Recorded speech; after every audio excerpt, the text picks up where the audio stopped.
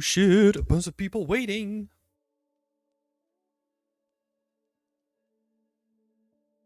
Ta-ta. Hi, Nikori. Welcome to the chat. Hello, Mario. Swap over in a second. Setup.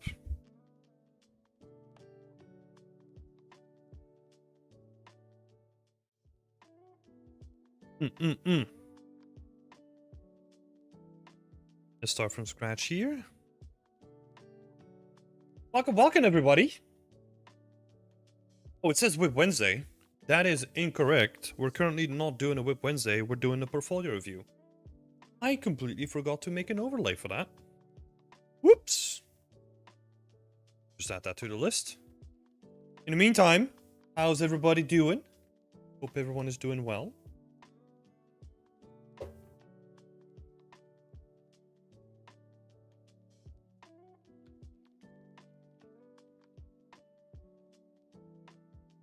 Oh.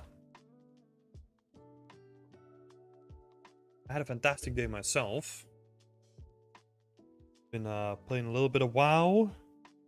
Did a lot of stuff on my scene, so reorganized basically the entire blend file. Now it's time for some portfolio reviews after I make a note for the overlay.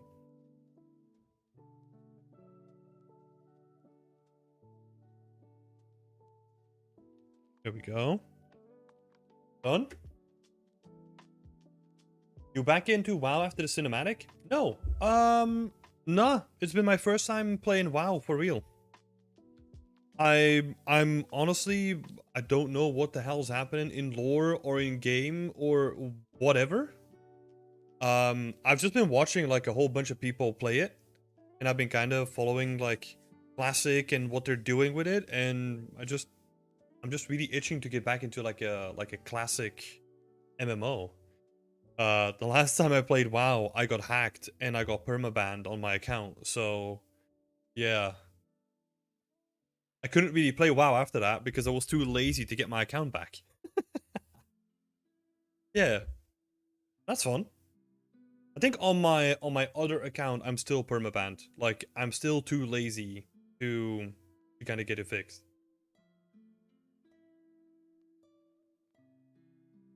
There you got hacked. Why do you need to doubt everything I say, Sarah? Can't you just like be friend for one, you know? Once? God. Mario is loading some Gaia to make some terrain. Some awesome. We have a fantastic workshop for that if you if you want to get into that a little bit more. Okay. Without further ado, we're gonna jump straight into some portfolio reviews because that's why we're here. Let me get my checklist. Where is it? Where is it? So today we're gonna have a look at 4 portfolios, maybe 5. It kind of depends on time. So usually we do this from like 8 until 10 or something like that. We'll have to see how far we get. I also...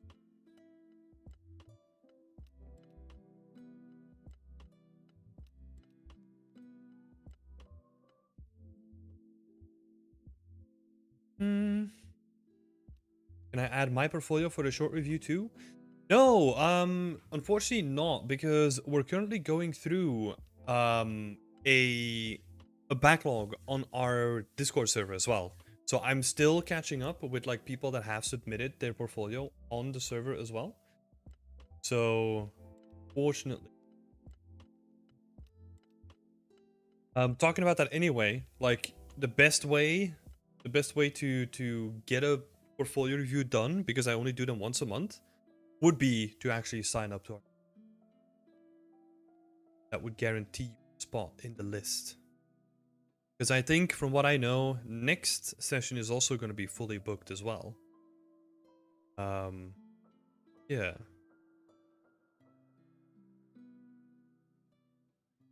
Let's see. Oh, okay. For that, Scott. Appreciate that. I mean, have a quick look here. I should honestly make this into like a better.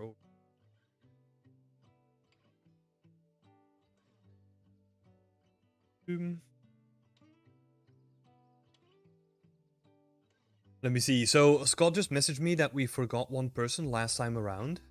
So I'm just having a look through the list to see if we can add them to the list. Hold up while I'll do that.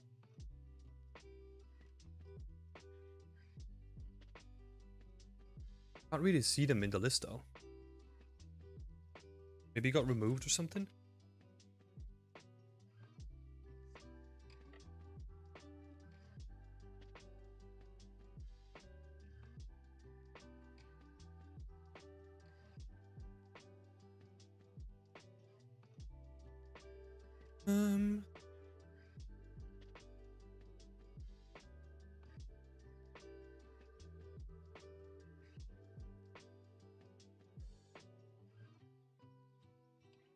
You see anything that matches though? Hi Giovanni! Hi Aussie! Also, I have no idea why my...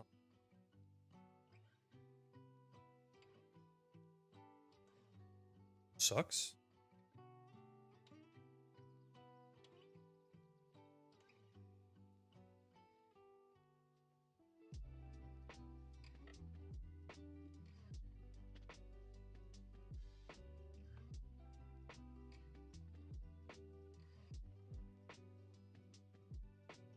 Huh.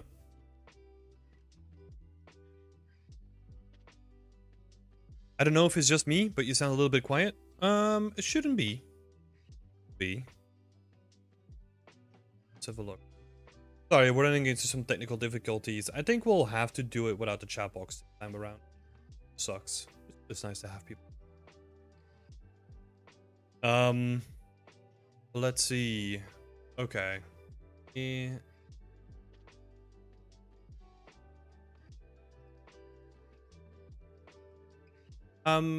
Guillaume, if you're listening, can you just send me your art station then? And then we can add it to the list as well while I go through these.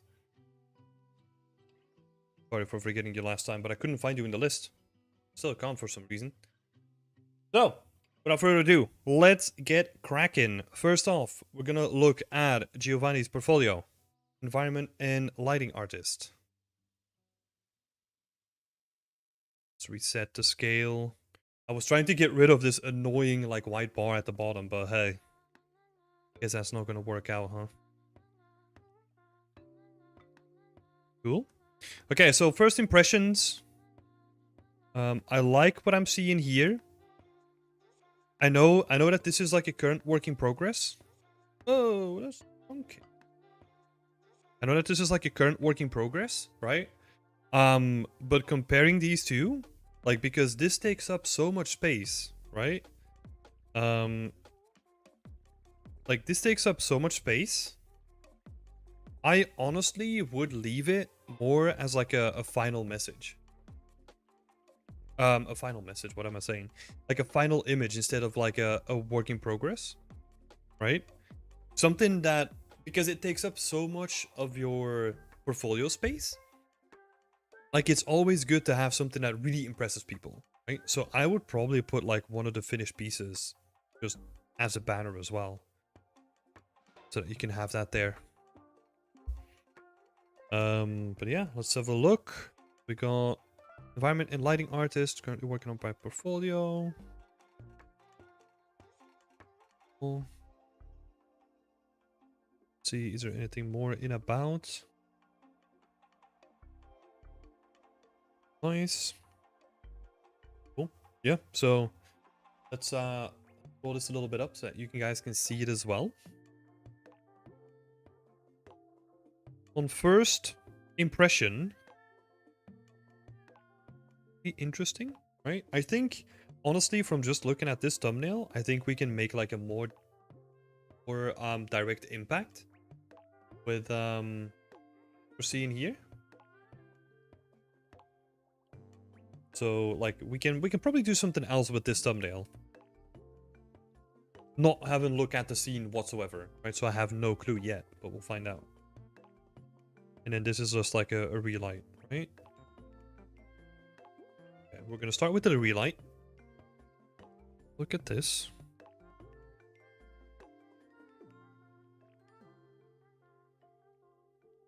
I'm gonna try and steer away from giving actual feedback, right? This is more focused on the actual portfolio, the presentation, and how everything is laid out, to get your portfolio better presented for your next job, right?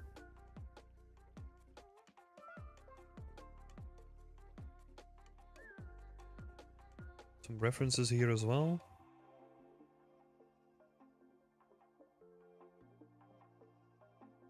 Honestly, what I would potentially do is, instead of having the references all the way down here, because it kind of looks like awkward and detached, right? Like maybe you could do something where the references are embedded within the page somehow, right? So that you have your image here, that you can say like, hey, look, this picture, this is my reference image, right? So that you directly embed it into the picture, so that we don't have to scroll all the way down, that we can actually see the ref like every picture. You'll have to see how you're going to present it, right? Because you want it to be like clear that that is the reference that you picked, but then also you don't want it to take up like too much space either. So you gotta balance the two out. But I think that could be like an interesting approach in condensing all the information instead of having it like detached like at the bottom of the page.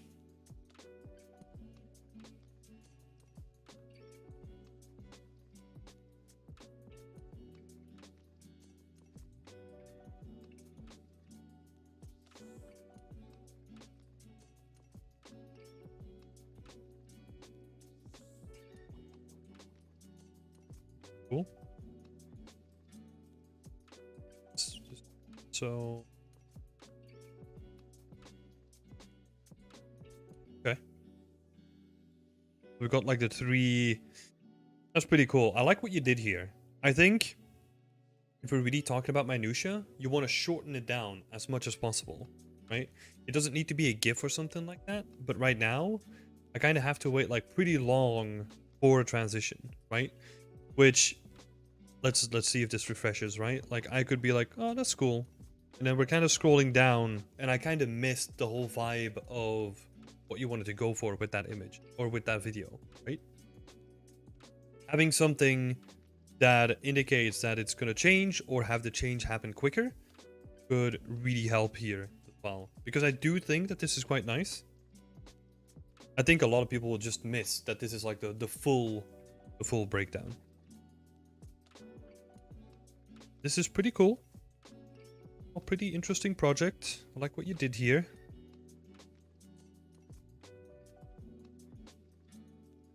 This one is probably my favorite, because it has like a nice built-in contrast, right, between yellow and the blue.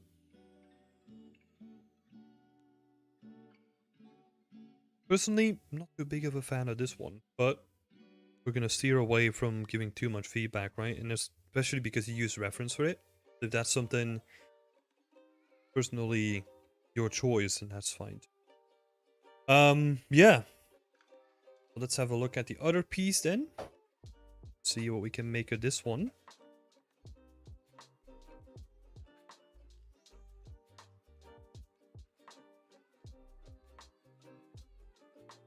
Lighting only, detail lighting, not like all the breakdowns. Like a breakdown video. Okay, so in this case, what we're missing. Let me start out with the structure itself, right? The structure itself is pretty good. What I personally really like is that we're going from wide shot to vertical shot to wide shot to vertical shot again. Like it makes, to me, right? I don't know if people are as sensitive towards this as I am. Feel free to let me know in the chat. I don't know if that's jarring to people, but I find it like really weird that we go from like wide angle or like a landscape shot or portrait shot, right? Personally, not really a fan of that. Plus, also, it doesn't really add too much, right? Because it's the same shot, just repeated. It has a different aspect ratio, for sure, but we're just looking at roughly the same thing, right? So this one, if we cut this, we lose nothing from the overall post, because all the same information is still going to be displayed. Same here, kinda, right? Like, it's a close-up, but it's kind of the same as here. Like, you're not really gaining that much. I think if you want to go for a close-up, bring us in, like, really close, you know? Have, like, a really micro shot or something like that, if you want to go for something.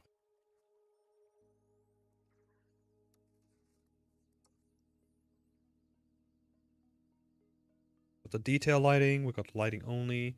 I think also with this one, like with these two, the way that I would approach it is have them as like a collection of images rather than just by themselves.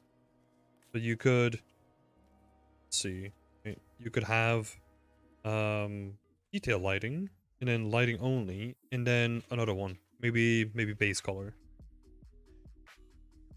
Have 3 of them in a row so that you're pushing vertical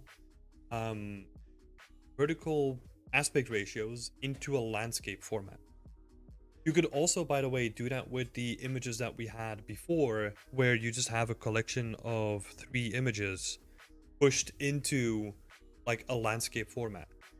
And if those 3 images together are like all from like very detailed shots, that could actually add like a really interesting breakup between the wider shots, and then you kind of zoom in and then you out a little, right?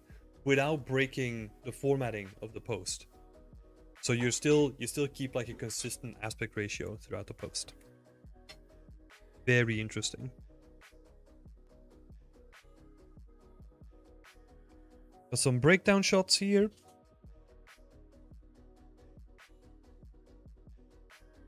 Okay.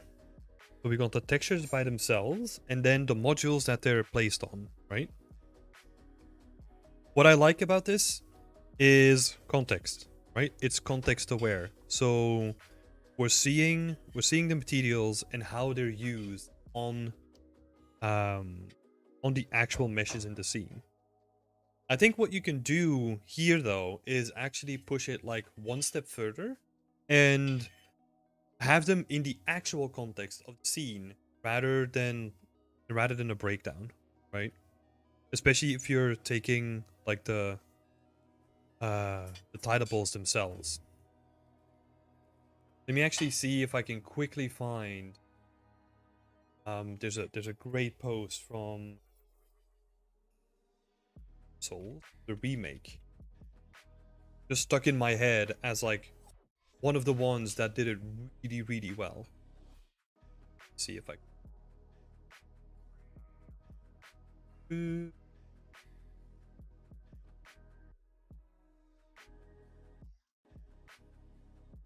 find it.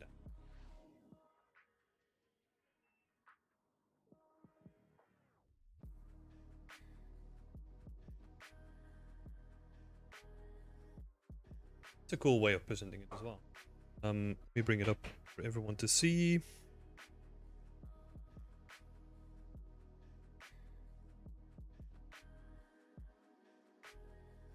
It was one specific post that did it so well. It's a shame that I can't find it.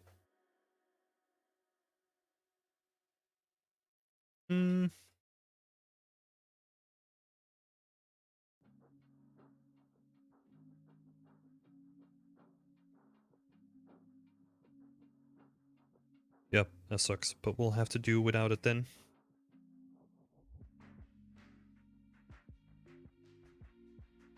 Let's see.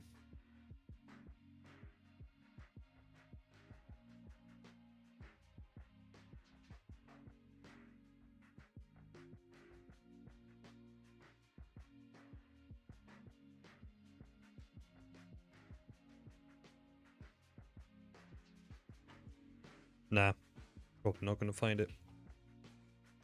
That sucks. Basically what it came down to, right, is that they had a shot of the environment So like the entire environment, and then they had like a couple of spheres in the middle of them. And then you could directly see that like, oh, this texture is used in this part, and this texture is used in this part. Very cool sort of layout. It's very simplistic, right? But you could sort of go for the same approach as well. Props are good. I think honestly, yeah, try to spice this up, right? I see a lot of people doing this kind of presentation where it's like a gray background because they want to strip out like all the details from the environment just to make the focus on the modular pieces. I find this like a very outdated approach where it's probably better to actually have like, if everything is, especially in a modular environment, right? If you have like a module, let's say why don't you make like a section that is just purely the red wall and then purely the floor, and then present your assets on here, right? Because that's always going to look like more interesting than just having like the gray floor in your breakdowns as well. Even though it's nice and clean, I think you can get the nice and portion without sacrificing like the interest of that you're bringing to the scene, right? And then also, probably once you're always doing that, you can probably get rid of all this stuff too, because this, I mean, they're tiltables, right? And they show up for like a little bit of vertex painting, but in the grand scheme of things, like if you can reduce the amount of images that you have, that's always a good shout too. So that would mean in the breakdown example that I gave before, where you actually use like a little bit of your environment, you can actually build this into it as well. The GIF is still pretty nice. So overall, what I think we're kind of missing is a prop breakdown, right?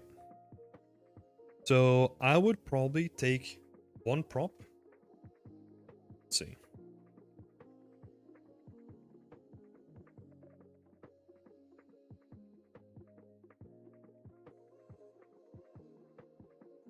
What we're missing is a prop breakdown, and what that needs to be, or what that needs to contain, is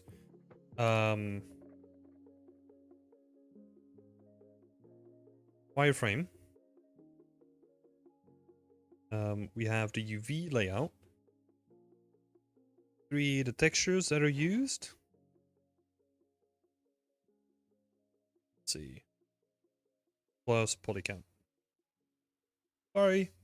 Squiggling on your face now. Not my intent, I swear. So number 1, wireframe and poly count. Pretty self-explanatory. Then having like the UV layout next to it, and then potentially combining that with the textures as well, so that we can tell that you know what you're doing on the props as well. For example, the bike, right? Like, how did you approach the bike? That's basically the question that you're trying to answer whenever you do a breakdown of things.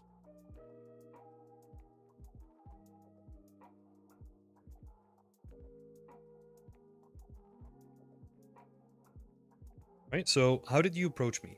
Like, when we're talking about the bike, and that's going to lead to having something like this in your post as well. Reason why I bring this up is you have to look at your portfolio as like a selection of skills that you show your competence in, right? Sounds like pretty self-explanatory, but what you're doing when you're showing off an environment is that you show that you can set dressing, that you can titleables, that you know how to blend titleables, that you tell a little story, all that kind of stuff, right? But if you're making props for an environment, why not put on display that you can also focus on visual props too, right? Because in the grand scheme of things, that's what a lot of companies are looking for. Someone who can focus on big picture, also on the small picture when needed.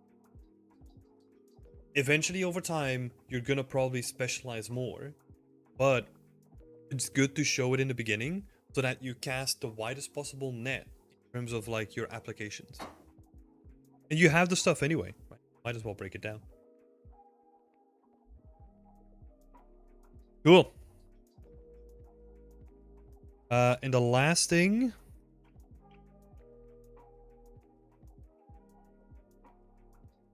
let's see.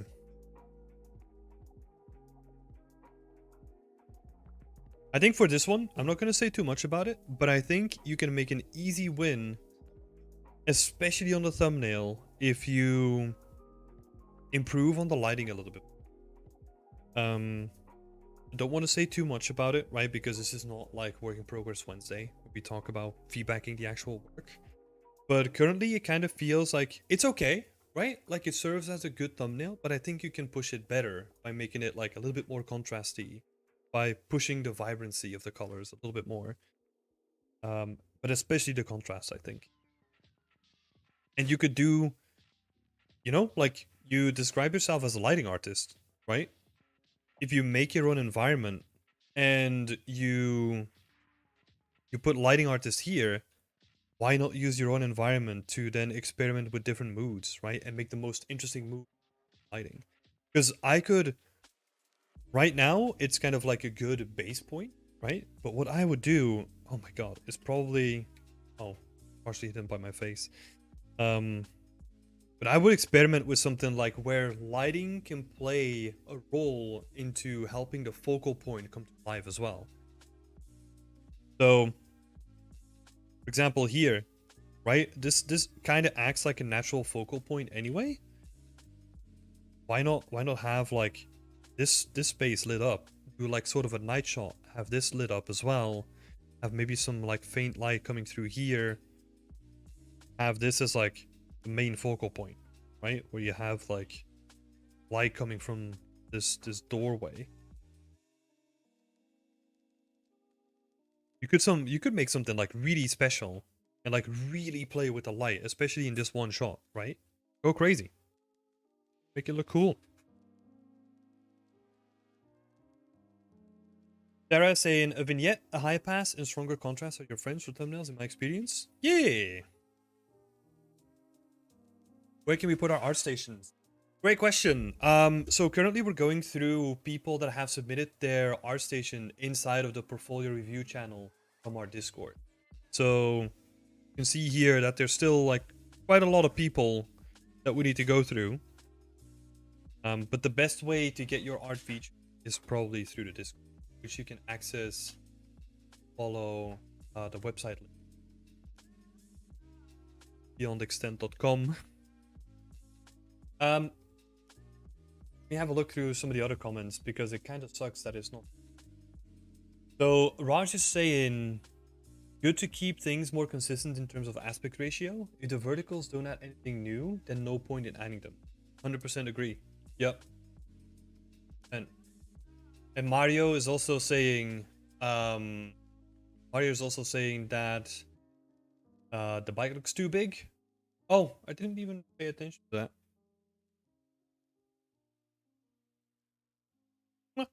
Could or could be. Could or could be. Hello, McVal. Good. We're going through some portfolios. So yeah, Giovanni, I think that's roughly about it, right? Just to recap. I would say for you, first of all, because the banner, right? It's more like a minor point, but I think it still stands. Is present your best, right? Like everything on your portfolio should be polished, consistent, and should have that like bang to it, right? Where it impresses people upon getting to your portfolio. Second is breakdowns, right? Especially the prop breakdown. You did a really good job on breaking down the environment itself, right? Even though, like I said, that you can tweak how you present it, but like the content there was pretty good.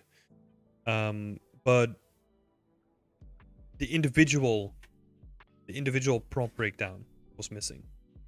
So yeah, that would be good to add. And then the third one is use your lighting more, right? if you're like, this is the thing, right? I'm gonna go like a bit more generalistic, but like the thing that you put here in your little bio, right? That's gonna build up an expectation from. So whenever I see this, I'm like, cool, experimentation with light. Very interesting choices there, right? Very interesting choices of moods as well. But then compare that to this one, and it kind of feels like it's okay, but it's also pretty boring when it comes to light. I would have expected to see more because you brand yourself as a lighting artist, right? This is also to say, like, that there's also another way of looking at this, where if lighting, you don't really care, but you had some fun with it in the past, totally fine. Just don't call yourself a lighting artist then, right? Like, because it's all about like setting expectations and then delivering on well. But yeah, honestly, overall, the quality of the portfolio and what is there is a very solid foundation, right? So I'm really curious how you're gonna build upon this and like keep on expanding on this, because this is a very solid foundation. So a great job so far. Okay, Giovanni, thank you so much for posting your work as well. Appreciate it. If there's anything else, just make use of Whip Wednesday. Let me know how it goes. And I'm really curious to see what you're gonna do with your work in progress over here. Curious to see that coming along, evolving. Great work, man.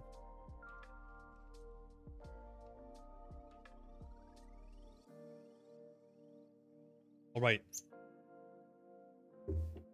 Hi, Vabu. Hi, McVal. Thank you so much for both asking how it's awesome. Been a good time. Thanks a lot, Tim. Worries. Oh yeah, and thanks everyone for pitching in as well. Feel free to do so if something comes up. Next up, we're not gonna go with Jonah. We're actually gonna go with Guillaume, because Guillaume was someone out of the backlog that I completely missed. So we're gonna put Guillaume right in here. We're gonna have a look at his work. Sorry, Guillaume, for missing that last time.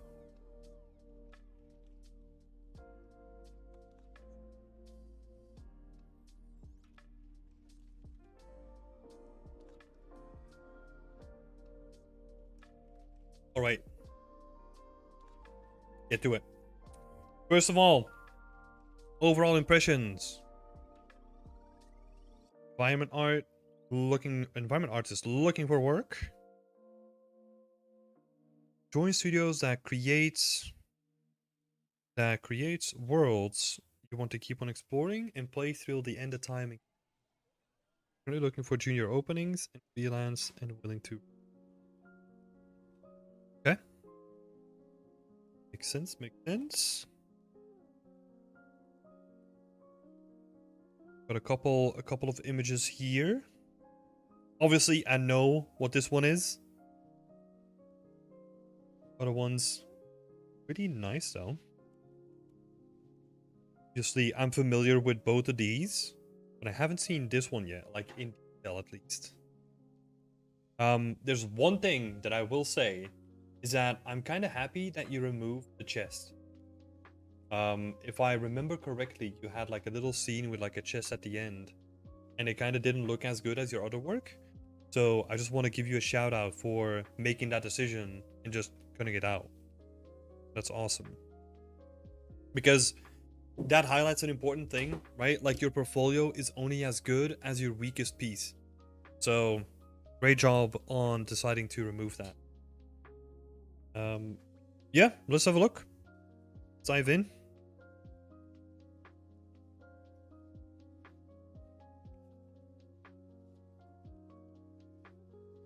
Got some videos here.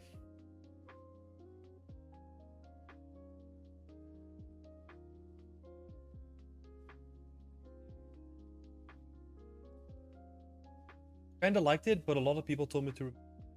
Well, yeah, there's a difference that you need to make there's a distinction that you need to make between what you like and what is actually adding value to your work, right?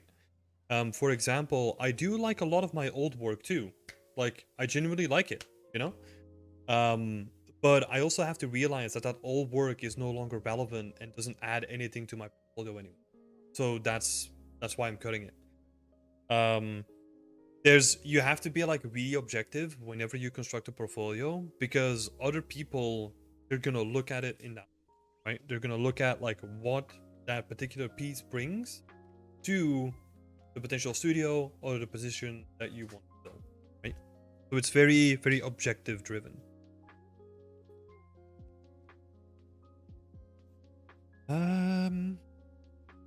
I like what you're doing with your name.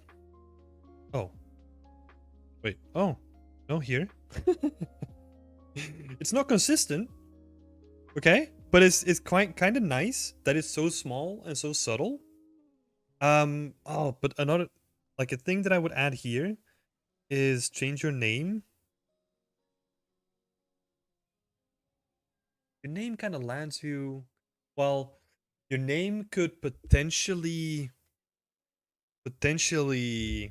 lead someone, let's say, okay, let's make this easy, right? The reason why I say change it to your email is because then people have an immediate step if they want to contact you, right? If you just keep this to your name, then what is going to happen is, okay, I'm going to Google, right? Let's say I don't find it on ArtStation, right? Because that's the assumption that I'm making. Okay, Google. A whole bunch of random results, which may or may not be you, right? So you're adding like multiple steps in there, and if you're not in the first results, then probably no. So you could have your name, your email, right? Or if your name is your email, you could have both like mixed in. You could have your name and then like a little dash and then your email, something like that, right? In the same font, in the same size. I think you did that perfectly. Maybe it's a little bit too close to the corner, but I like the size and how subtle it feels. It's great.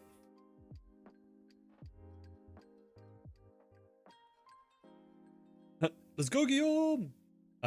Also remove the seaside lighting because it had to... Because if I had to redo it, it'd be way better now. Oh, it's awesome. Yeah. That self-determination and that self-realization is good, man. Very good. Also, it says at environment artist. Might want to change that. Yeah, that's true. Like a little at here. Environment artist looking for work. Put it enough. I'll touch, but you're absolutely right.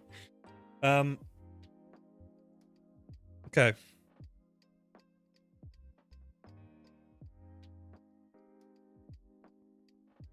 So again in this post, right? Kind of what we talked about before is context, right? It's kind of hard to tell from just looking at the images, like where the context of these materials then. I know that I can deduce it, right? But the easier you make it for people to realize, like, oh, this is a trim, right? A trim for the entire environment. This is the glass. And then this is the floor. Cool. Just add that somewhere, right? Like you could even have, I don't know, little cutouts or little zoomed in sections where you again have like a little, you do. Let's imagine that this is your image, right? You could almost have them like separate, or you could have them like be individual things, and then those things like could highlight like different sections of your environment. This all comes down to how you want to present it, right? But having the context of your materials into the environment is really important. Context is king.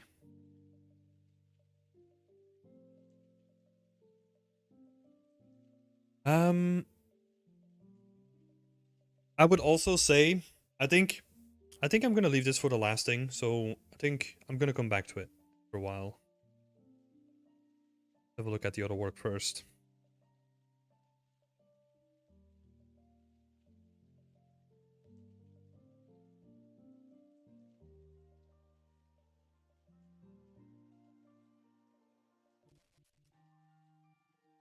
Oh, this is cool. Hey. Kind of wish that you did like the whole creature with it as well. That would have been awesome.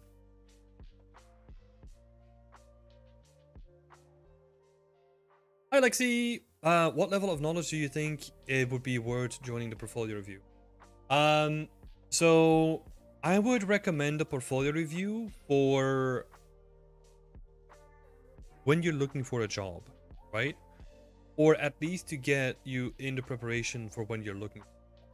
So, for example, if you're just starting out, like, just go watch the other videos, right? I've done a ton of them already. Take the key points and then apply them to your portfolio. And then once you are in the stages of actually looking for a job, then, or like before that, right? When you're planning to go,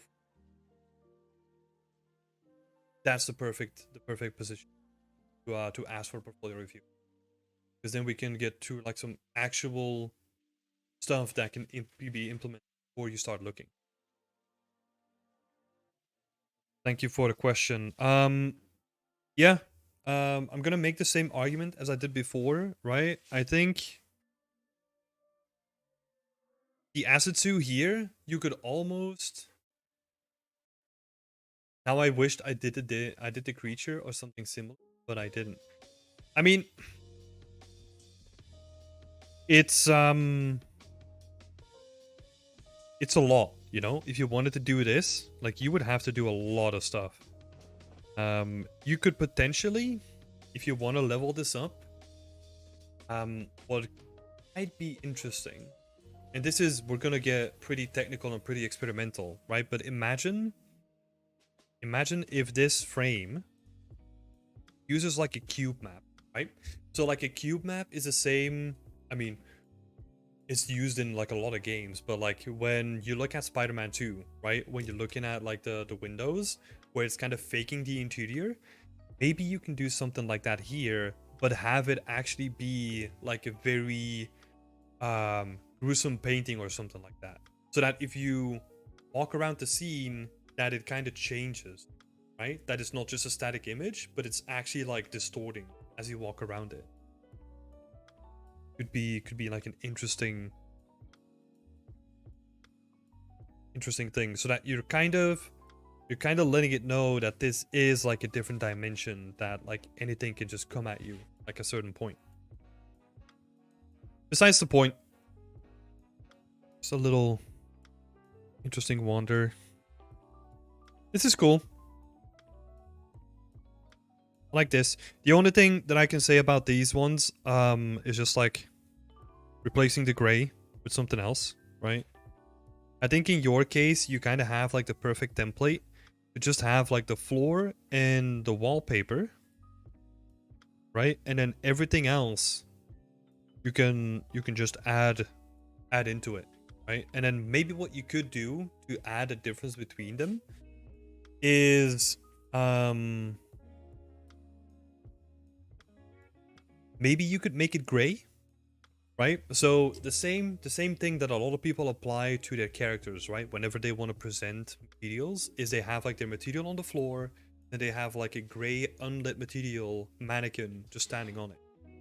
I think it could be interesting if you flip it on its head and you have the backdrop that you don't want people to look at as like the surface, right? As like the canvas, and then the rest of it would just be like all the assets in full color to really highlight that, like, hey, look, the backdrop is just for illustration purposes.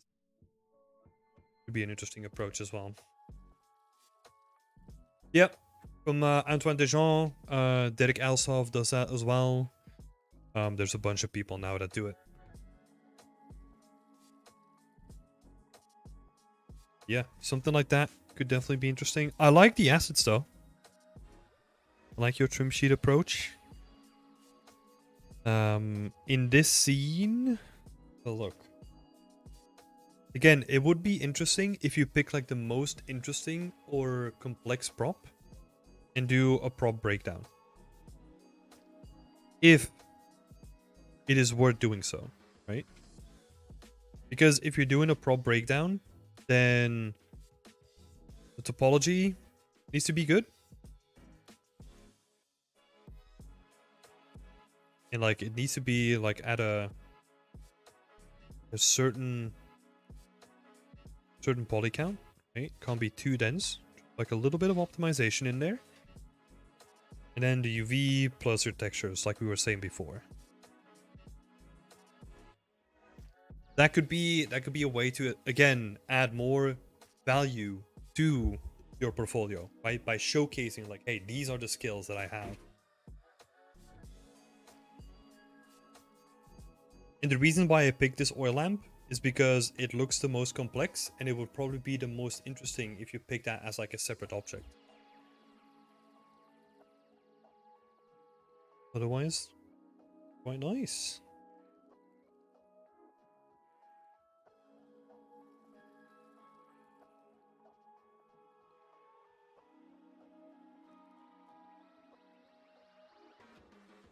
Oh, yeah. See? This is good. Good stuff. The only thing that I can say about this is that give it a little bit more space. Like remove it a little bit more from the border because it feels like it's really shoved into that corner. Otherwise, this is nice. I like it. Just having your name and your contact information there was like a tiny detail. Awesome. Again, I want to highlight like the aspect ratio, right? Like if you're gonna do something like this, and if we have like multiple sections, I would honestly for this presentation go with the attitude of less is more, where you don't have like 3 images that kind of show the same, roughly the same sort of angle, right? I would probably just stick with the first one and then maybe spice it up with some detail shots, right? Like go in close, show textures in detail, and show, yeah, like a bunch of elements. So I'm thinking that your first image is just like door, right? So like the main image. Second image could again be something like micro shots, right? Like maybe 3 of them. And then we go directly into like the breakdown, right? Where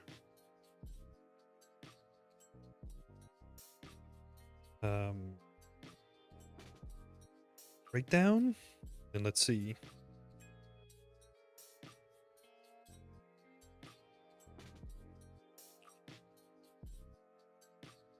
Yeah, see, because this stuff is cool. Like all these shots, they look really nice.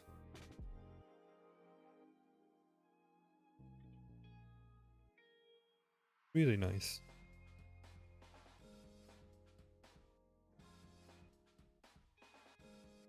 Let's have a look. This is an interesting one, right? In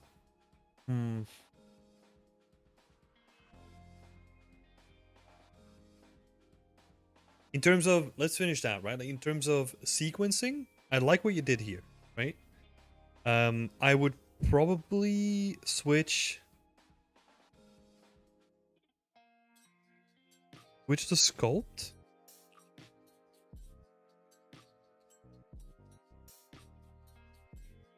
And probably combine these two, right? Like these two can easily just be like one image where you have like both doors, like one has a wireframe on top of it and one doesn't, right? So that you can immediately compare the two and they're next to each other. Plus you're filling out like the whole landscape frame again. Probably be a way to do it. And then you could still have these detail shots. I don't mind them that much. Just getting a closer look at the topology. What I will say though, didn't mean to click away. One thing that is really interesting. Yeah, exactly, Mario. So I was gonna get to that. If you're gonna show topology, right? I think you want to have clean topology. I think if you're just gonna show decimated topology, that doesn't really add any value because you're just showing that you can click a button and like move a slider, right? I think if you wanted to show topology, then you have to do a cleanup path. You have to make sure that it looks like nice and clean and that you know what you're doing.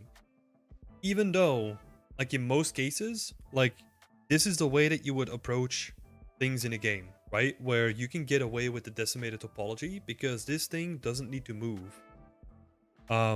Like doesn't need to flex or doesn't need to be animated in some way, right? So yeah, it's either you have two options here, right? So option one is show wires, but they need to be clean. So you need to go in by hand and like hand optimize them as much as you can, right? Because there's a lot of topology that you can just cut out because it doesn't contribute anything for silhouette. Second option is just don't show it.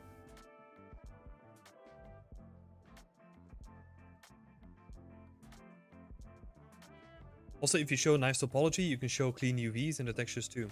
That's a great point, ASR. That's a great point. So you can kind of do like the whole shebang once you cleaned up like the whole thing. Like you can get like nice UVs and nice textures. You can have like a nice clean breakdown of everything, right? Writing that down. Good. So I would always, that's why I put them in this order, right? Because it is for your portfolio. Like a lot of people can make like really easy wins when they just take like a little bit of extra time on their projects to like clean this up. I know it's going to be a hassle. I know you probably don't want to do it. I probably wouldn't want to do it anyway, or like either. But I think it can really make a difference in terms of like showing that you know how to optimize something. That it's not just going to be like a quick decimated asset that you then bake down, but that you did put in the time, make it clean, and present it well. I think that's going to score you a lot of points on this. So that's why this one is the most important. And this one is kind of like, it's more like a last resort, or if you're like really lazy, like I am sometimes. Like don't showing is like the easy way out. But oftentimes, number one is the best way.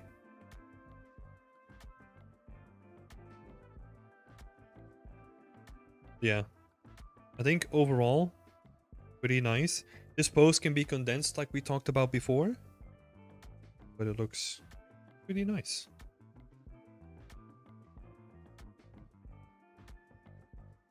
Personally, I wouldn't go back and redo it. Just work on something new. Yep.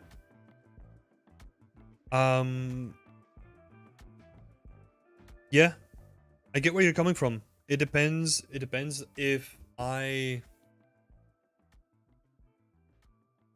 knew. So for example, if I knew that I was gonna apply to studios, right? I would be bothered by this.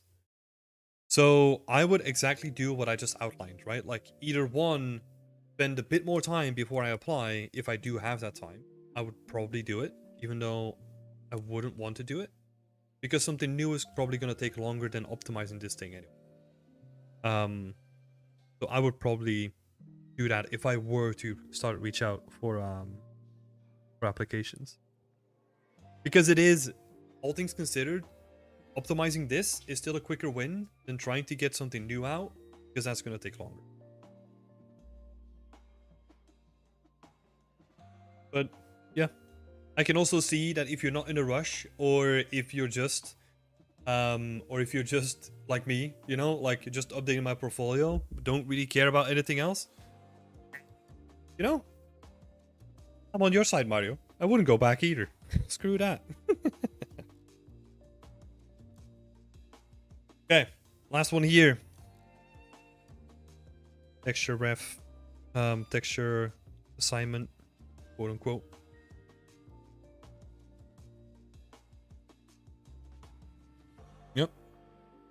Looking nice and clean.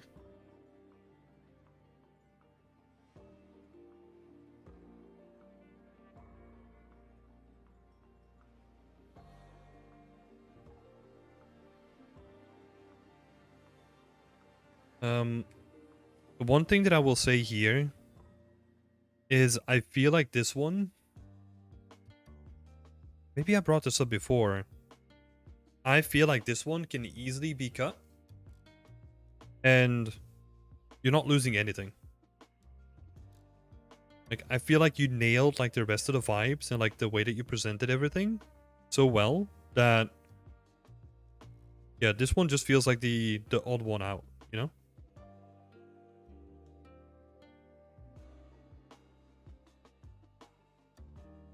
We'll move down the first two images at the bottom. Yeah, I would honestly get rid of this one. Make this the primary one, right? So move this one up. Because this is like the most visually interesting one, right?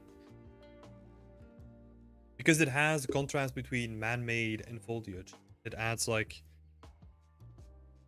have like a nice bit of contrast. Also the lighting here. Way more interesting to look at. This one. So I would probably open up with that one and then have like some other studies. Yeah, just switch them up, right? And remove this guy. Probably the way that I would approach it too. Totally agree with the chat here. And then Mario is bringing up a really good point, which I didn't even realize. I would make the picture with the tree. I would make that like the thumbnail. Like...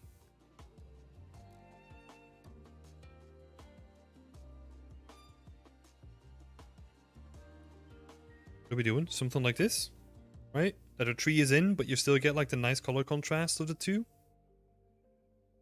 Something like that could be like a really nice thumbnail. We're getting like nice contrasting shapes because everything is so dark here compared to the rest of it. Do something like... yeah, so imagine if that is your...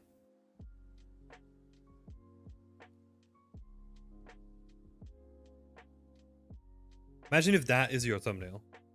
I think that would look way better than the one that you have currently. Great point, Mario. Don't let me catch a break. I completely missed that one. Presentation of this is nice. You know, I like what you did here. Variations.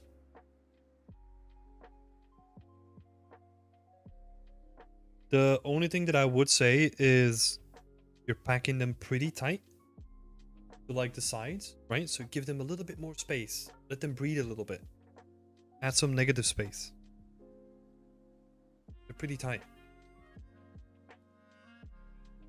I had it as a thumbnail at first, but went back and forth. Yeah, I think it's time to go back again then. Yeah, giving them a little bit more space. Also, like we said before, right? If you're doing changes to your thumbnails for ArtStation, take it into Photoshop. Play around with the contrast. Play around with the high pass. Play around with painting in like certain areas to make them brighter. And like really play around with it, right? Like really make the thumbnail stand out on your portfolio and on the rest of ArtStation too. It's not cheating, by the way. Yeah. That's the way that I would approach this guy. Then have like an updated thumbnail here as well. That'd be nice. I think same here, right? Like if I were to take... oh, you already changed it. Sneaky. Yeah, so this is the thing, right? You have to really play around with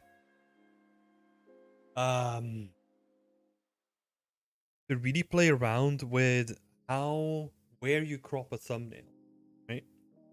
Because I was thinking about like you want to retain some like asymmetry as well. I think what makes stuff interesting to me. So let's do a snip again.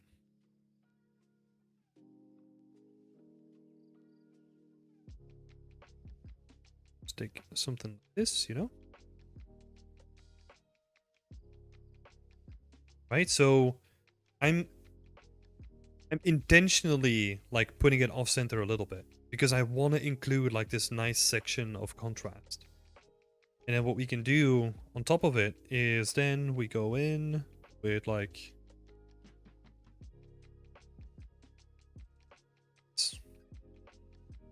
Always so confused if I'm making it lighter or darker. Okay, I'm definitely making it lighter. Okay, so if we're making it lighter, kind of highlight the space a little bit more. Right? Almost make it feel like it's almost ethereal. And then we do the inverse. And we do the inverse on like some of the shadow regions, right? Maybe the foreground is a little bit too much.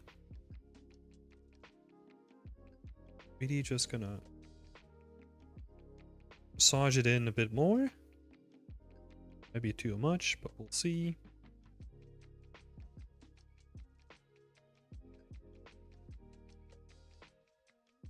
And kind of really just make it stand out, right? And now we can compare it to like what it was before.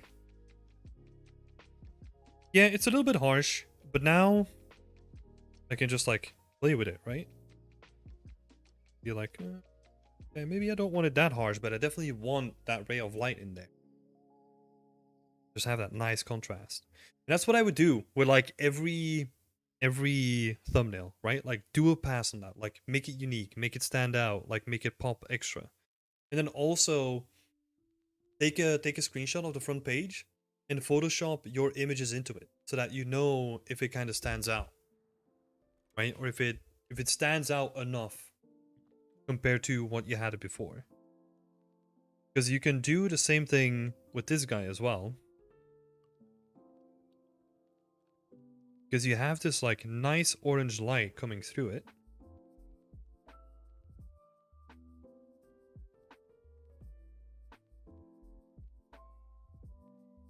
I think it's just not... It's not shown enough.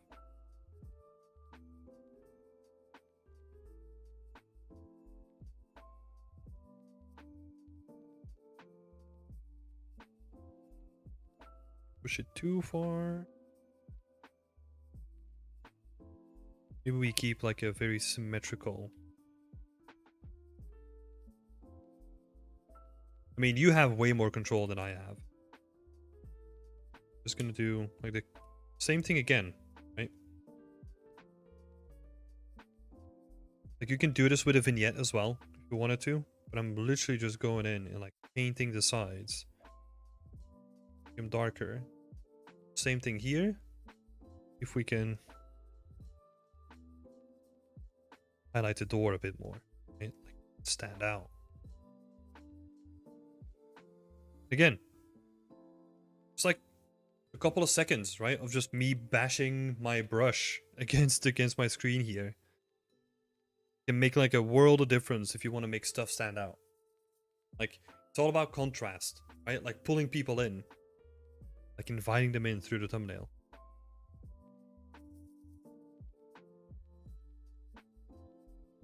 Kind of see the difference.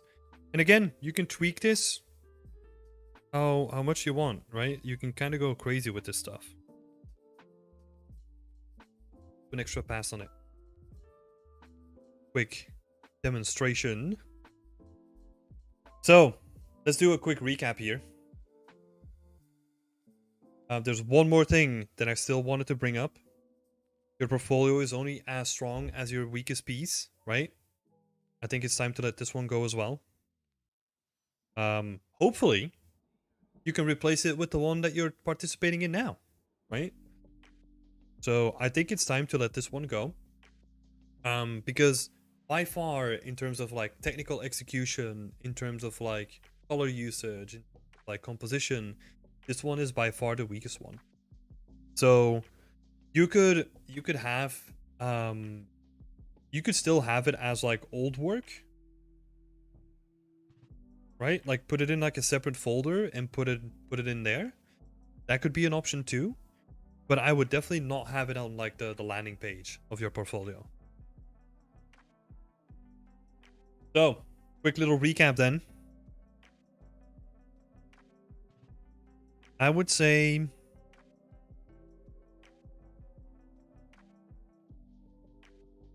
Um,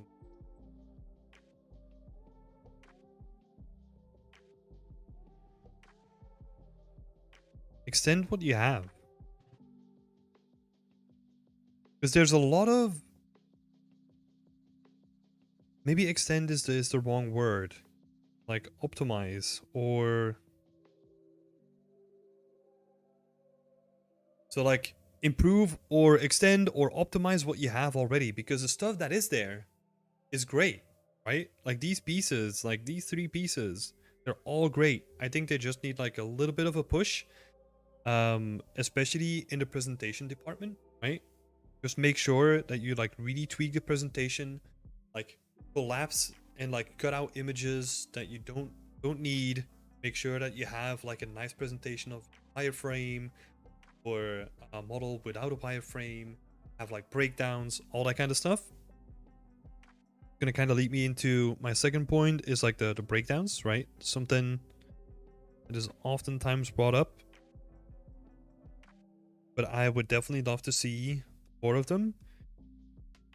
And especially with this one, right? You can make like an easy win if that oil lamp has a good topology, has a good textures and all that kind of stuff, because that's the only thing currently that I can see that kind of follows like the high to low poly pipe, and that could be like of massive value if that is well presented. Again, making yourself more versatile, right? You showcase that you can do a material. You showcase that you know how to light something. I mean, this is beautiful, right? The way that you lit that and the way that the materials are presented. I know it's more ArcFizz, but that's the whole reason, right? You chose ArcFizz because you don't have to worry about like making like 1,000 props. You can make things more simple. Do the things that you want to show off. So, yeah. I think you're doing a good job in choice. I think what I do want to see more of is drive all those skills a little bit more towards something that tells a story, right? Like a little bit of a diorama, something like that. This one was great. And to me, if we zoom out a little bit, to me, the way that I'm thinking about this is that, okay, this is leveling up your sculpting skills, right? This is a sculpting exercise for the most part. And this is a material exercise. You leveled up your materials.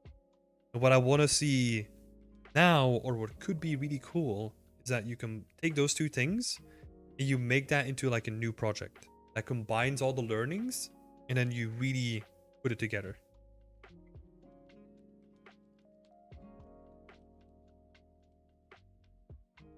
Question mark, right? It's up to you. It's up to you. Yeah. That's all I have to say, Guillaume. Thank you so much for sharing your portfolio. And sorry again that I missed it from last time. I apologize.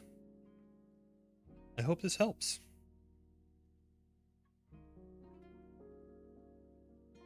And then as we're moving on to Jonah, I'm actually gonna get water, so I'm gonna be... Yoshi saying, yeet! Exactly, yeah. Eat what doesn't add anything to your portfolio. That's basically what it comes down to.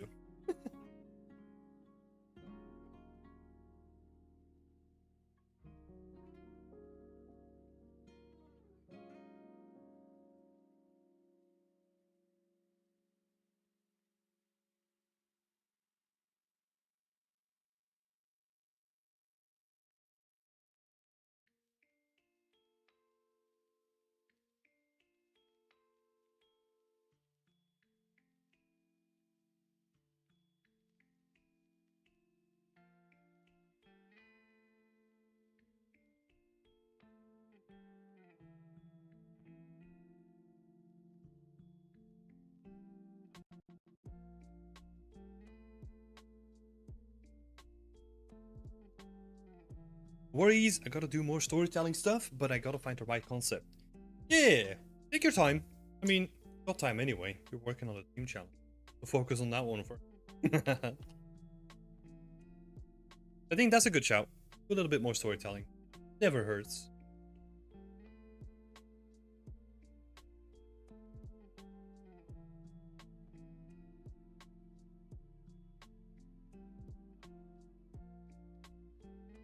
Okay. I'm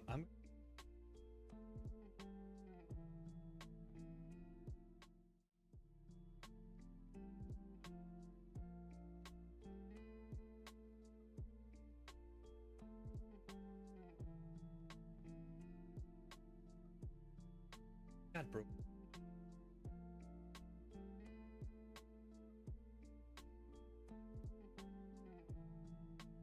I missed the hydrate button.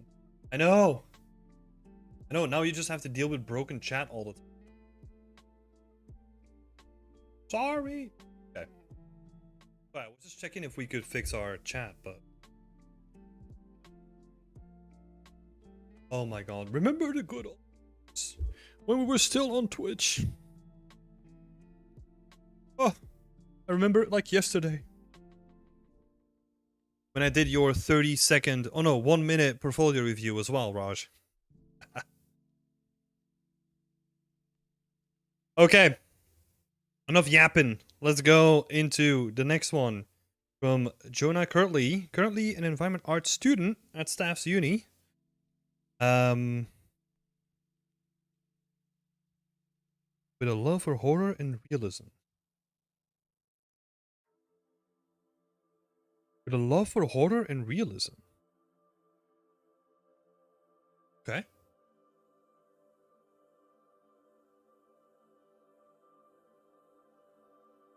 The reason why I'm questioning this is because it doesn't translate to what I'm seeing here, you know? It's not that big of a deal, right? I just want to point that out, but it's just like, okay. If you say love for horror and realism, I would have loved to see more horror. At least. Realism is debatable, right? Because like you can go photoreal or whatever. Yeah. Also, another thing. So this is something that has always been hotly debated on Twitter and on other platforms. This little wording here. A lot of people say that you just cut out the student and you just call yourself an environment artist, right? You don't do it at Staff's Uni then, of course. You just have like Staff's Uni like in here, like you already have. So I think it's still good to I think it's good to just have environment artists on there, for the reason being that you don't give a company like any sort of immediate expectation, right? Like managing expectations, what we kind of talked about before, where they say like, oh, environment artist student, okay, expectations are immediately lower than just environment artist, right? That's the main thing, I think. And you can still put yourself as like student at Staff's Uni or whatever, or you put it in your about page, right? Which is normally where you would put it, I think. I don't know if they changed that up, but just wanted to point that out. Environment art, nonetheless. Oh,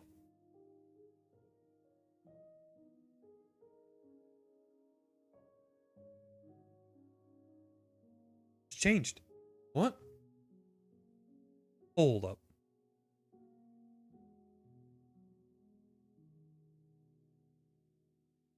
Yeah, it changed. Okay. I do sneak in some changes to on the real time, Jonah. Let's see what you're doing here. Okay, let's have a look here. Escape the studio. Studio.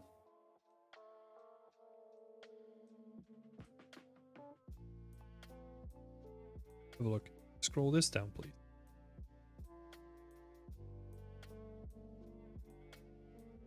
The junior collaborative module, the game's art. To go. Oh, seeing some breakdowns. Okay. Okay, okay.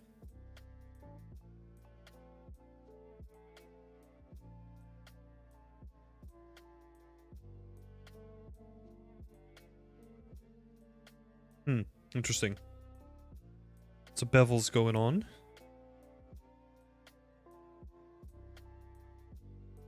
So bevel's going on here too.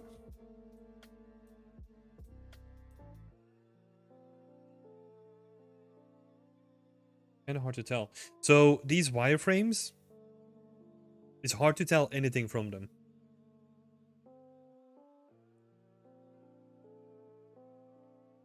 Because, like, as soon as we get to this point, like, it just becomes green and I can't see anything anymore, right? So the reason why I bring that up is because you're showing off a wireframe that can be important information for the people that are watching your portfolio, right? But you need to do a good job at conveying that information too in the clear way possible, right? So make sure that if you're doing something like this, at least have it at like the same scale as a main prop so that we can see and inspect like the wireframe.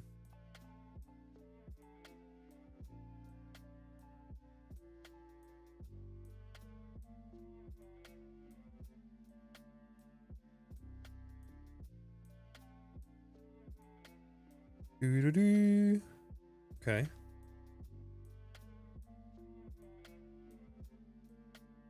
So that was a little game project, right? So those always get like a little bit of chaotic. I like the breakdowns that you did here. I like the way that you're showing things off. But obviously, the real difference here is that the stuff that you're showing off for a game project always has to be in service of the game rather than in service of your props that you make.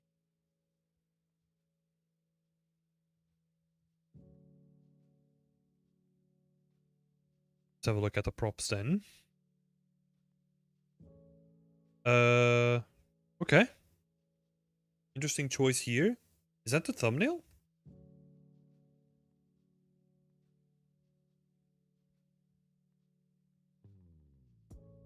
Yeah, it is.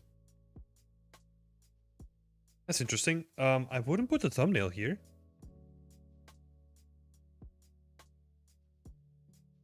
So I would probably be the thumbnail. I'm gonna make some notes on the side here. Because you already have the thumbnail to pull people in, right? So your thumbnail is gonna attract people to click on a post. And then what you want to do with your first image is you're kind of rewarding people for clicking on the post, right? By making it worth their time.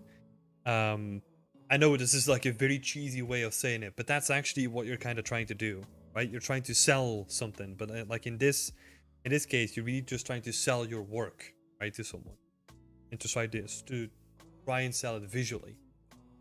So don't have like the first image be like the thing that they already see, in the exact same. And I think also, let's see. Okay. Same thing is happening here with the wireframe, right? It gets so dense that we can't really see what's happening, like if you have bevels or not. So it becomes like hard to tell what's happening.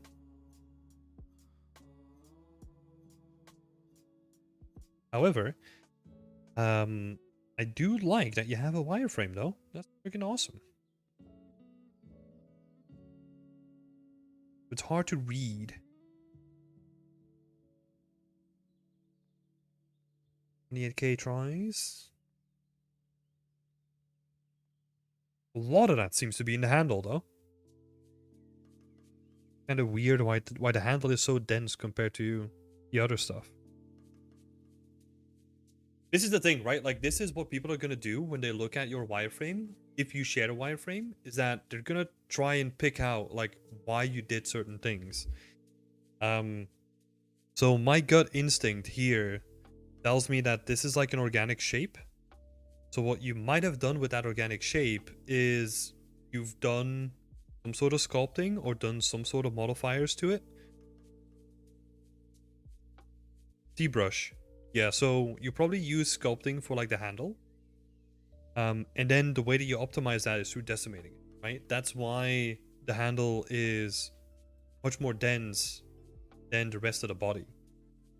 Which, if the rest of the body is nice, nice topology, a little bit of effort can go a long way if you apply the same sort of thinking to the handle as well. Like retopologizing that would score a lot of points.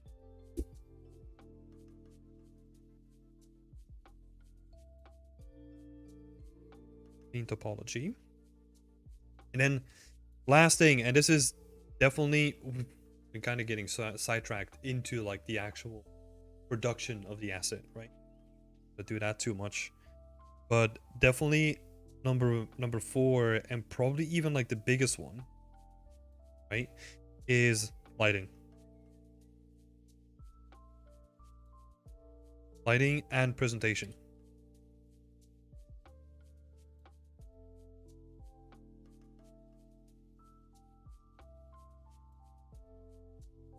You currently have 2 lights, right?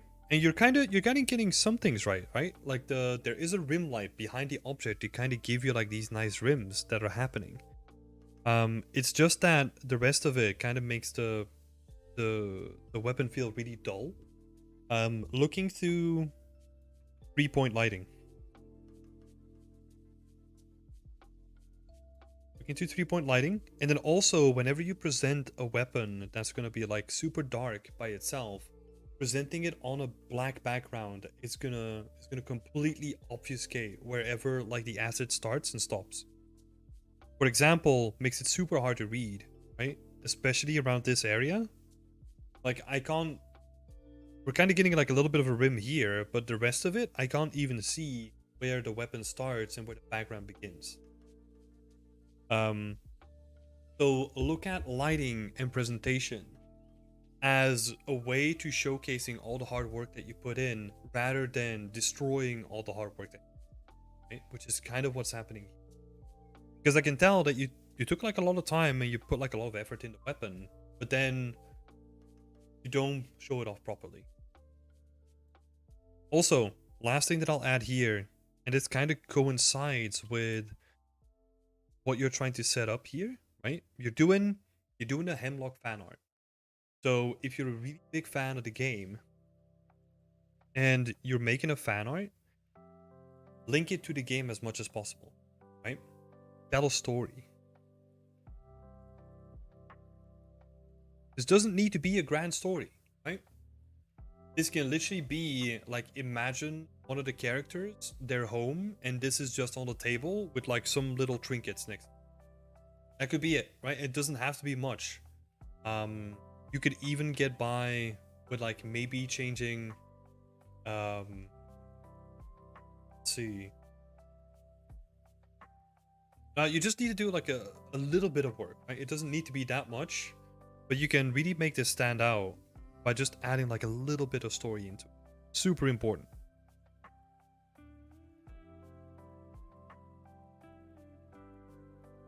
Because like a story can tell this, can make a technical asset from something like this go from like, oh, wireframe and maybe the baking and maybe you're talking about the technical stuff, right? But if you tell a story, like people will start debating, oh, what's the story like? Like, where did they get the gun? Like, oh, well, why is the gun here? Like, who's the owner of the gun? Like all that stuff. Yeah, dip into the nerdy side, you know, and like link it to the story of maybe some character in the game. Yeah. Cool, that's it for this post. There's a lot of wins that you can do, especially on the lighting and presentation department. I think that's going to be like the biggest one. The breakdowns that you're doing are pretty good in terms of content, right? You just need to make sure that you clear up how much you can see on them, right? But this stuff, really cool. Really cool. I give you one more tip, right? This is how you could take it further, because you have 3 texture sets here. right? But I don't know which part like corresponds to which section of the gun, right? So you could have your gun right here. Right? So you could have like your gun right here, a little tube is your gun, and then you could say like, oh, the middle part, just have like a slight overlay, and then say like, hey, look, that's texture 1, and then under the frame, that's texture 2, and then the back in the vent, that's that one. Doesn't have to be arrows. I would probably do like a little, like a slight color overlay or something like that in Photoshop, right? To indicate that which part is from which section of the weapon. Again, context, right? Really important when you're trying to do a breakdown, because it can really make a difference between, oh, I'm looking at this and it's right there. Oh, okay. This is probably done it like this, rather than forcing people to kind of figure it out by themselves, especially if you force them to like, okay, so this is the middle. It has like a little bit of an emissive strip. Where is that emissive strip? Oh, okay. On the front, probably. Where's the rest of it? You know, like, it should be like nice and condensed so that people can look at all the information in one place rather than having to jump between. Again, we got the thumbnail up here.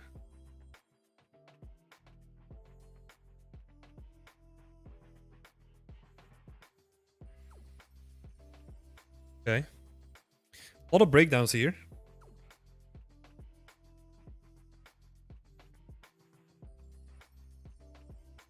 Okay, tries.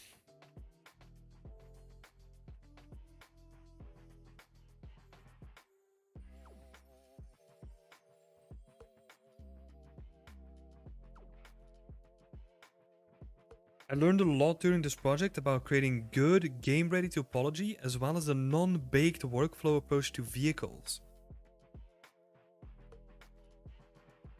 Okay.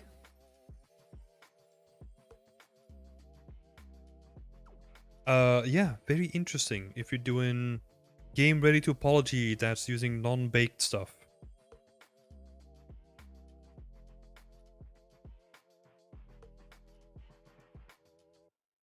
Because a lot of this could save you like a lot of time by just baking things down. It could look way better as well. Sticker mask. But it works. Okay.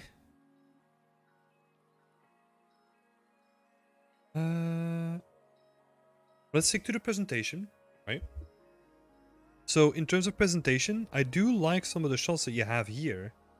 I think something like this, right? Especially a shot like this. I kind of like where this is going. It's just where... So if we have the entire image, right? Like you kind of have the car like all the way down here. Where you probably want to have like the car a little bit more central, right? A really easy rule to follow is the golden ratio, right? Or like the rule of thirds, where you take your frame, you split it into like 3 equal parts, and then what you do is you try to put your focal point like on any of these points. Pick a color. That's where you want to put your focal point.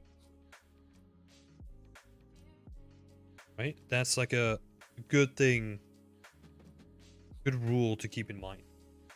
You can apply that here, which just means that you're probably going to rotate the camera slightly down so that the car moves a little bit up. And you kind of have him already like in the right sort of framing. So it doesn't need to be much, right? But you can just point the camera a little bit down so that it's not... Because now the car is like... It's almost like peeking over the edge, you know? It's kind of looking over the lip, almost. Don't really want to do that. Give it some more space. Give it space to breathe. Think about the framing a little.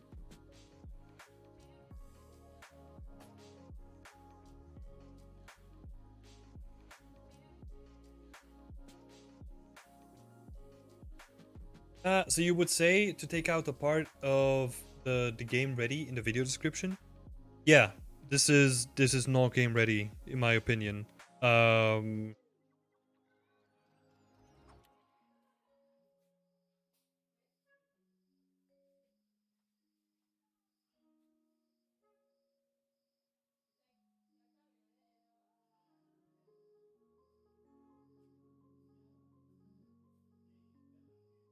I'm trying to think, right?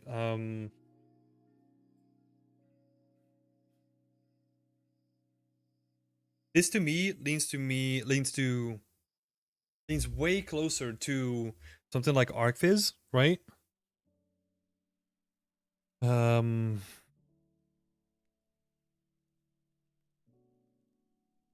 even though you would probably have like more sheets. So let's see, the bodyworks,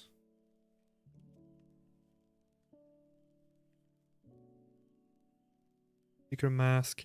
This is also pretty confusing to know what's happening here, right? Again, it's the issue of context, right? Like, what am I looking at?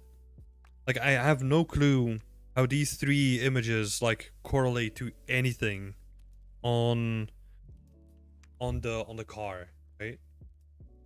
So it's really hard to figure this out. That's why I'm so confused, because I'm trying to figure stuff out here.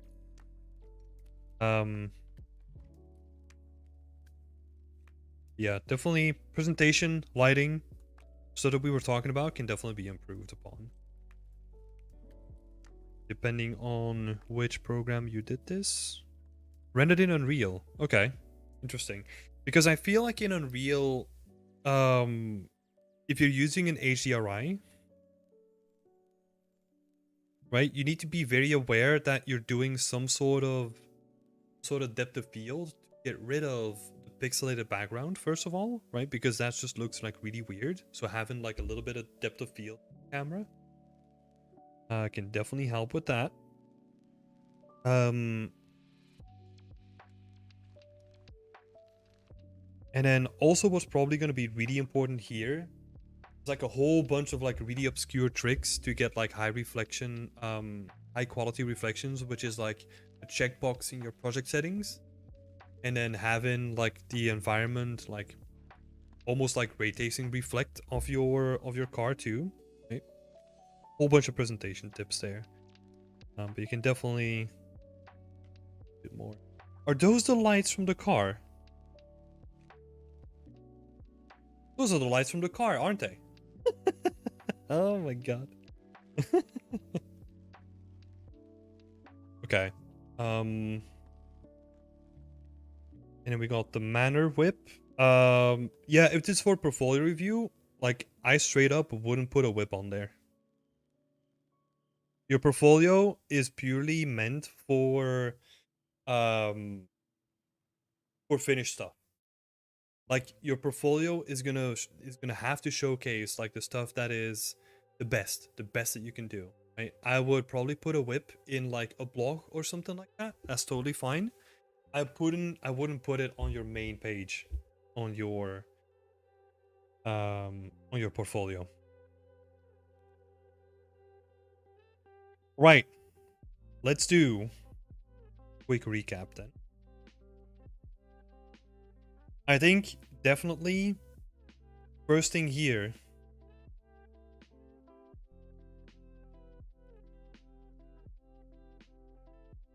thank you for the feedback. No worries. Okay, I will change it up and get rid of the whips. Actually, just keep pushing it for us to put them on there. Depending on what the lecturers push for, if you can put them on your blog, put them on your blog. If they say like, no, post them as work, what you do, post them, show it to them, take it down again. Like, I don't think like whips like show any sort of value to like a portfolio. They do serve a purpose in terms of like blogs, or if you have like something that you share on like a regular basis with people, right? But that shouldn't be your portfolio. Your portfolio should be like the best finished work out there, because it's basically your visual resume, right? And let's say I don't read the description, I'm just like, oh, okay. Is this even done? You know, if we just ignore the title and the description, might happen, you know? Yeah, gotta be careful with that. So, definitely, first one, lighting. Lighting can make or break a scene. So, make or break a scene or asset. So, don't skip on it. Make sure that you look at it properly, because this is gonna massively lift your entire portfolio as I see it now. Massive gains are to be made within the lighting department.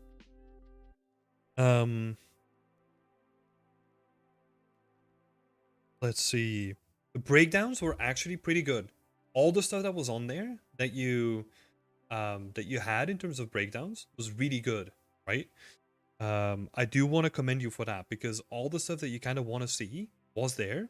The issue with it was that the contextualization was really hard to figure out. So you kind of have to really think about the experience of the user, like going to your portfolio and then looking at your breakdowns and being like, oh, what's this for, right? So the context of things. But the actual content of the breakdown was really good. So keep up the same amount of content, break down as much as you can, or break down the stuff that is worth breaking down, right? Because not everything needs to be broken down in a post. Usually what you can do is, if you make an environment, for example, pick one prop that showcases like a certain complexity, do that and break that one down. And then just leave the rest as like non-broken down if you wanted to. Is there a number 3?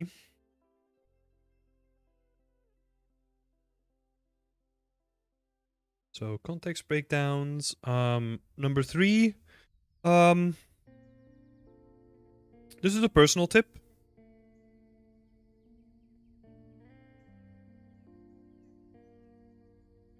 Ignore lecturers, you know? Sometimes. I swear.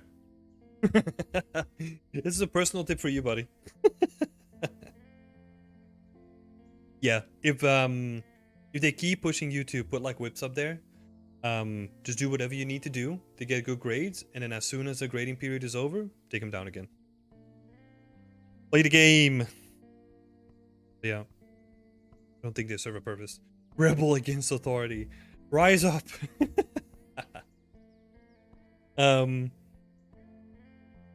Yeah. Cool. Okay. Oh, last thing. Maybe about thumbnails, right? I think this one, if that is like thumbnail,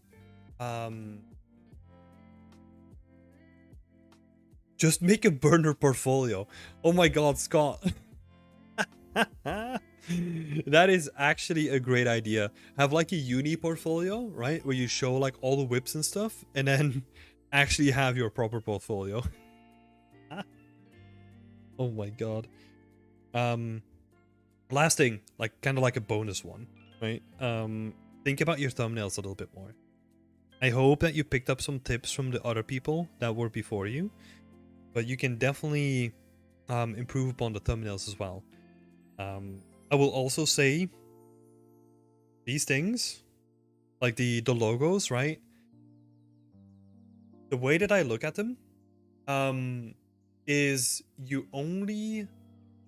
This is my opinion again, right? I know that a lot of people will add their Unreal Engine logo to whatever they want to add it to. I think a lot of people started adding the Unreal Engine logo to their work because in the beginning, when Unreal Engine 4 came out, like a lot of the people were making really cool stuff that wasn't done in Unreal Engine 4 at that point, right? Because it was so new. So it kind of had like a novelty factor where you would see something from a thumbnail and you're like, what? Is that rendered in Unreal Engine? And it kind of caught on and people didn't stop doing it. But I think right now, if let's say, for example, this has a logo or not, like I don't care anymore. Like the logo just more often gets in the way from the actual art than it actually adds something, right? For example, this thumbnail would probably look better if it didn't have like the logo here, because all your other posts have like the logo here, but this one doesn't because that has like the fan art here, you know? So it kind of fucks up your consistency between the thumbnails as well. And this is something I just recently did, like a rerun of my portfolio. And consistency is something that I focused heavily on. So like all the logos of like everything that I worked on and like all my personal work kind of has like a consistent feel to it now, which is super important to a portfolio. Crayons! How can I send mine? You need to become a member of our community. That's probably the best way, because I am running on a backlog of people that are still waiting to get their portfolio review. So sorry about that one. But yeah, Jonah, thank you so much for putting up your work, you know? I can tell that you want to make the best of your work and that you're striving to do better. So I wish you the best of luck. And yeah, I'm looking forward to what you're going to do. Oh, last question here. Would you say that the logo and the name is something that is off-putting? It's just better to have an image? Oh, okay. I see what you mean. No. Logo and the name? I mean, you mean your actual name, right? Your name is not off-putting at all. No. The logo? I did that too. Oh, the name on the banner. Oh, okay. Okay. I mean, honestly, if you have your name here, right? Like, probably go with your actual name. So, this is something that's a personal matter, right? The reason why I prefer my actual name compared to something that is just out there is because, like, your synonym or like your online name, right? That might lead, depending on which platform, to like different places, right? Or it can change over time. Whereas your actual name, that stays consistent, and you're really thinking about it like in a meta game, right? Your actual name is gonna keep on getting searched if that is the thing that you're interested in. So if you search for Timothy Dries, you're probably gonna get like, I don't know, either some weird dude somewhere else or like me as an artist, right? Obviously, names, this is something personal, right? Some people are not too keen on having them name out there. I think I've always done it that way. So I don't think it's off-putting, but it's kind of like, for example, if, right, like Curtly Chaos, if I only know your portfolio by seeing this banner, I might assume that that's your name. But if you want to run with that, then yeah, totally fine. It's more like a personal thing.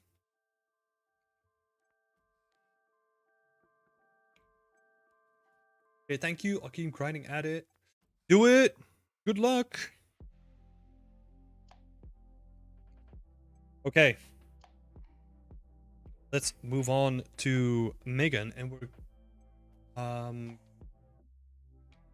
so I think, sorry Joe, I don't know if you're watching this, but we're probably gonna skip you for next time. And we're just gonna have a look at Megan. It's my own fault because I forgot Guillaume last time. So sorry about that, Joe. MDM Folsom, I'm ready. Hit me with the unvarnished truth. I'll try to sprinkle some good stuff in there too, you know. Let's have a look. Technical artist, Unreal Engine 3D, Python, and blueprints. Okay. Fancy. Interestingly enough, let's see. My expertise lies in 3D modeling and sculpting, using software such as Maya and ZBrush. I also founded and managed my own on-demand coffee micro roasting business. Oh shit, that's cool. Awesome. Made a few changes.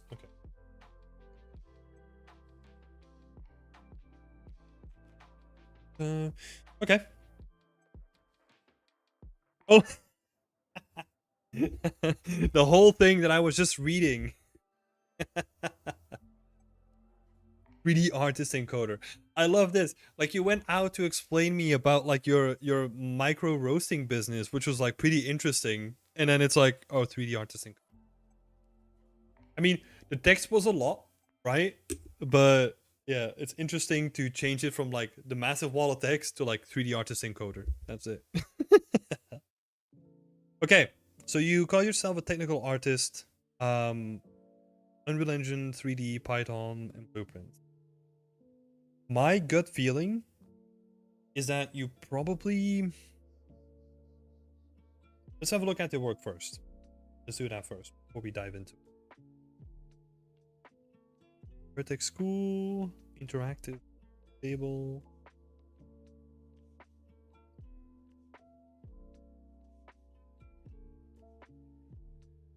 The portal. I'm gonna watch the video in a little bit. Not like making the dragon skull. That's cool. You're sharing your work as well. Ghost Hat Studio.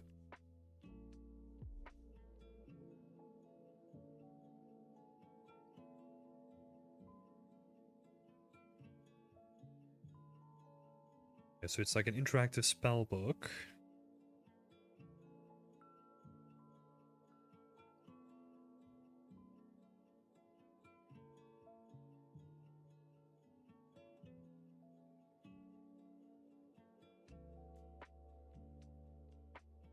Okay.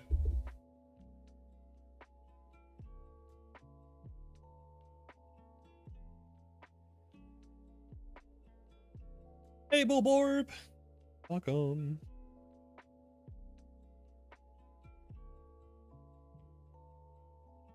Okay.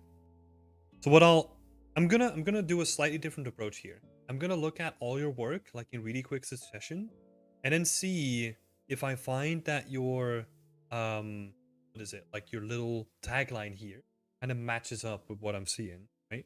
I think that's a good place to start out. Dragon skull you sculpted. Advanced materials. Let's have a look.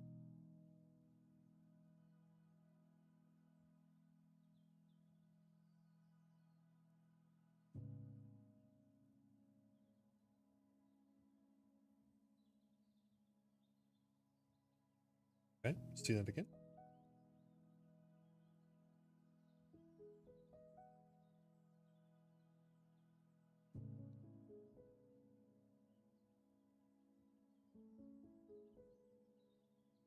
Okay, it's kind of hard to tell what was happening in that one.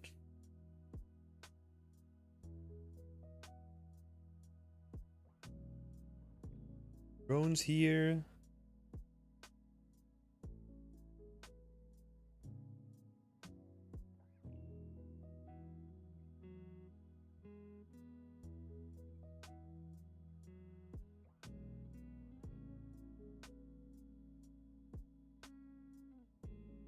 Programmed this drone to fly to various spots in a straight and level flight.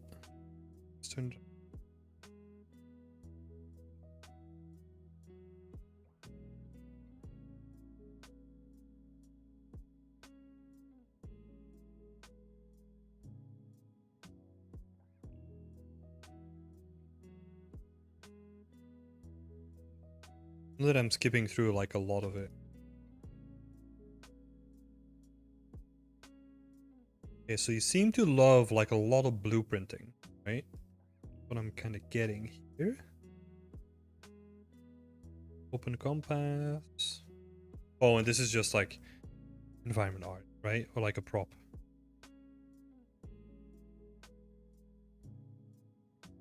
Okay.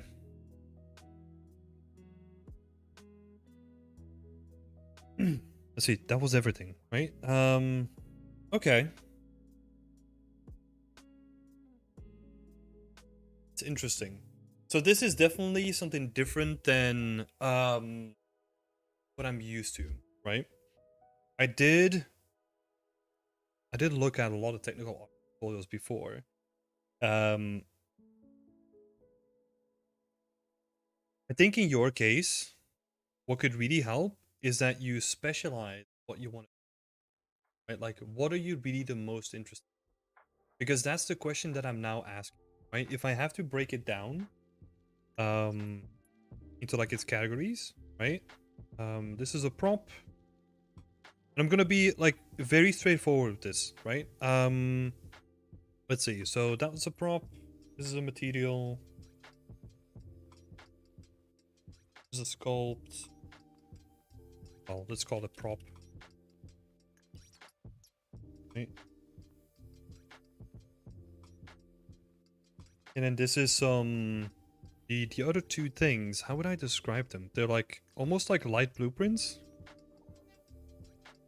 Don't want to undersell your work, right? But that's kind of how it feels currently. Like it feels like little bits and bobs that you've been like experimenting with and that you've kind of made like a little thing with, right? The reason why I say that is because you put so much attention onto like the drone movement, and like the game itself is kind of like secondary to it, right?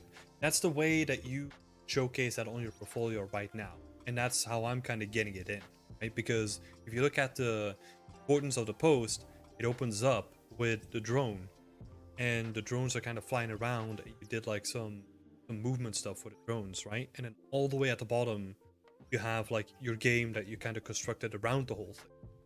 So to me, that tells me that you're more focused on like the actual blueprints and the drone movement rather than the rest of it. So that's why I'm kind of calling this like blueprints.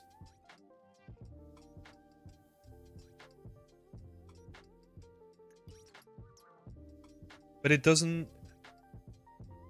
Let me have a look at it again, because I also don't want to sell it short. Yeah, so you have the AI drones, right? And it's just like a whole bunch of movement stuff. Seeing some vectors, we're seeing some transforms. Getting like ray tracing, like tracing. Casting. Collision detection.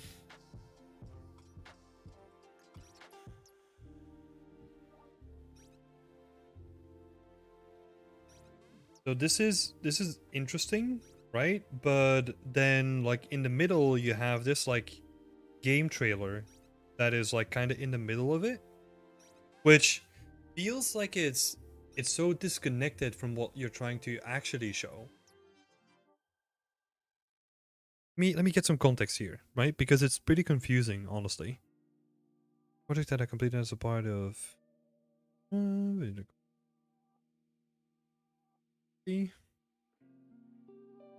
my structure was a mega scan, the old town, yep. That.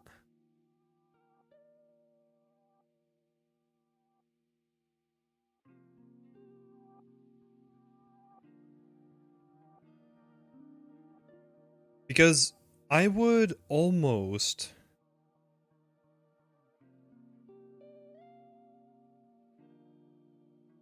try to strip away the layer that is, well, you kind of have to do this for a school assignment, I'm assuming, right? But like for your portfolio, I would almost try to strip away as much of like the irrelevant game stuff and just focus on like the drone, right? Because it seems like that's really the stuff that you want to go off.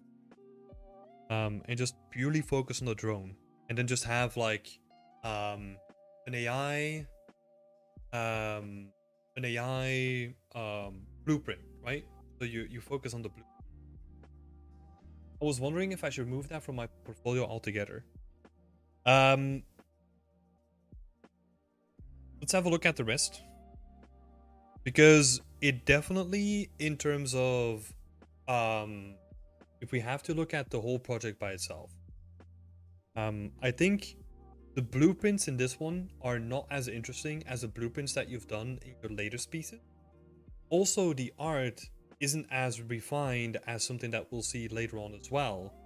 Um, Even comparing it to like your previous project, right? Where you focused on art, so obviously the art is going to be better. But I think I might agree that it's time to kind of call this one here and just lean more into what you were doing with the other ones.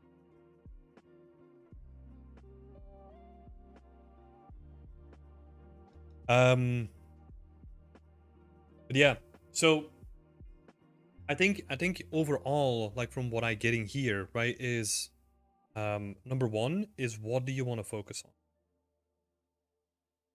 Like even as a technical artist, right?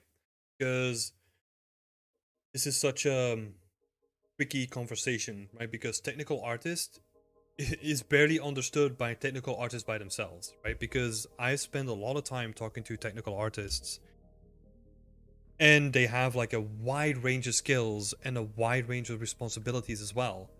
And you kind of have to see if you can pick your niche. So, for example, one broad niche is making tools, right? Making tools for people like me who are building stuff in the level to help ease um, the the the way that I'm building the level, right? So what that could mean is, let's say I'm working in an engine that doesn't have like scattering capability, something like that. You could make a tool for that. You could something that I saw like a couple of days ago is that um the Naughty Dog tool, or the shit, I forgot his name. It was a post from someone at Naughty Dog who made hot spotting, or like an ultimate trim texture, which is basically like a texture with like different sections for different sizes. And then someone else made a tool in Houdini that automatically maps those areas to like the correct section of the texture, right? That's built by a technical artist as well. Like Glenn was kind of hinting to in the chat as well. He says that I'm not a tech artist, but I've seen many tools being created in Houdini. Maybe it's worth investing time in that. That could be an avenue for you as well, right? Doing something like that. But yeah, like I kind of, that's the stuff that I want to see, right? Like something that could make lies for like other people, like, well, that's one option, right? I don't want to make it sound like that is the only option that you have, but that's one of the options. The other option that you could go to is like go to something that's like technically difficult to execute. For example, the water in Sea of Thieves, right? There's a lot of technical, intricate stuff that needed to come together for it to be as beautiful and rendered on such a performance base as that. Um, Try to dive more deeper into that and like really specialize. Yeah, that would honestly be, I think, the reason why I say this as well, right? The reason why I say to specialize, especially for now, is because you have like a whole bunch of skills. Right, so let's say these are all like different disciplines, right? So let's say number one is environment art, number two is material art, number three is technical art, number four is character art, to really make it clear. If you try to do like all of them at once, like you're gonna end up with like a skill level like this, right? Roughly. They're all gonna be at relatively the same level. But what is actually a better outcome is that you can say like, hey, look, I want my technical art skills to be somewhere like this. And then my material skills, they could be somewhere around here because I'm doing shader work, right? Maybe my environment art skills are gonna lack, and then maybe I have no character art skills, right? Something like that. But then this is what's gonna get you hired for the most part. Obviously, this is still going to be of interest to companies as well, because they know that you can like branch out if they want you to, or if you, but there needs to be like a core skill that you can kind of latch onto, and really showcasing that. That's why I'm always, this is the first thing that I look at from anyone's portfolio, is how this tagline matches up to the work. That's why we did the whole breakdown of like the individual, like what each individual piece on your portfolio is going to contribute to the final result. I know that that's like a lot of rambling, Megan. Does that make sense? Anidia, oh my god, I just joined the stream and it's so nice. Making a portfolio review of 3D artists. Yeah! Welcome, welcome. Yeah. I know that was like a lot of talking, Megan, but does that make sense so far? Yeah, it makes complete sense. I think I kind of sense that. Okay, that's good. And I think I also know that you kind of sensed it too, right? Because otherwise we wouldn't be looking at a portfolio that kind of is just chasing what you like in the moment. So that's the first thing that I would say here. Like really, really specialized. Because I can show that you have like an interest in making how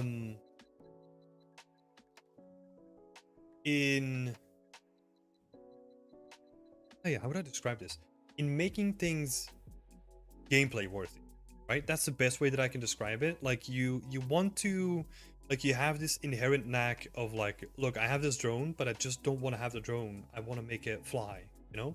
But I have the potions and I want to do something. You have the portal that's interactive. That could be really cool. But even, so this is an example, right? Even this portal for a tech artist would be like a lot of stuff that comes together. Because for this portal, if you want to make that look good, right? I'm kind of imagining a couple of different things that need to come together to make it work. First of all, animation. This is not a good color either. First of all is animation, because I noticed that you have a curtain, right? So the curtain is probably gonna need some animation. So that's like step one. As soon as you get close to it, well, actually, number 0. Oh, I'm cheating here. Like number 0 is like the blueprint for simple interaction, right? So that's where you would start. So whatever you choose, you get close to it or whatever, you get into like a certain radius, triggers a volume, that triggers an interaction, right? So base setup done. Okay, now how do I link that to like an animation, right? Because I want to have like a curtain slide open. Cool, how do I set that up? And then once the curtain is open, how do I then link that to a shader, right? Which is going to be like the material that's going to be inside of the portal itself, which is then also supported by VFX, right? Because it would be cool that you can see like almost like a swirl coming out of the portal. It's like sucking particles in, something like that, right? So this is the sort of thing that would be perfect for the technical artist, because you're kind of dipping your toes into like little things, but it's still core to the technical artist, right? Because you're going to be pulling from all different disciplines and you're going to make it work. Have the gears animated at the top? Yep, exactly. I saw that. So you have like a little bit of animation already, right? It's awesome. No, I did see that. So the gears were animated, and okay, let me do it justice, right? Oh. Focusing on this, right? So this is the thing that I mean, right? The first thing that I noticed is that the opening of this curtain, I think, like it's instant, right? That's probably not what you want to have. I think you want to have like a nice sliding opening or something like that. Or maybe I'm misunderstanding it and like it's a portal that kind of comes into play. Like we need to see the ramp up of the portal itself, right? So that we see maybe it's like a faint light in the middle at first, but then it scales up and it becomes like a larger portal, right?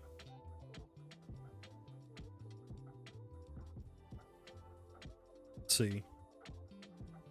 Because yeah, I can see all the cool stuff that you've done, right? But there needs to be like a sequence of it where it's like, okay, first we have like the portal that's brewing from the center, right? And once that portal is at max strength, then you need to change the VFX to make room for the cube map that you said, right? That shows another world. Freaking awesome. Love that idea. But there needs to be like a certain sequence to it. And then you could still have like the rotating gears, right? That's amazing that you did that. And then also have like the particles here, but maybe particles are always floating, but if the main portal activates, like those particles now are getting sucked into the, right? This is actually something that would be perfect for a tech artist because it's kind of building connections between a lot of different things, right? Because you have to do an interaction between the VFX, materials, like a rotation for the blueprint itself, which is like the spinning component for the gears, right?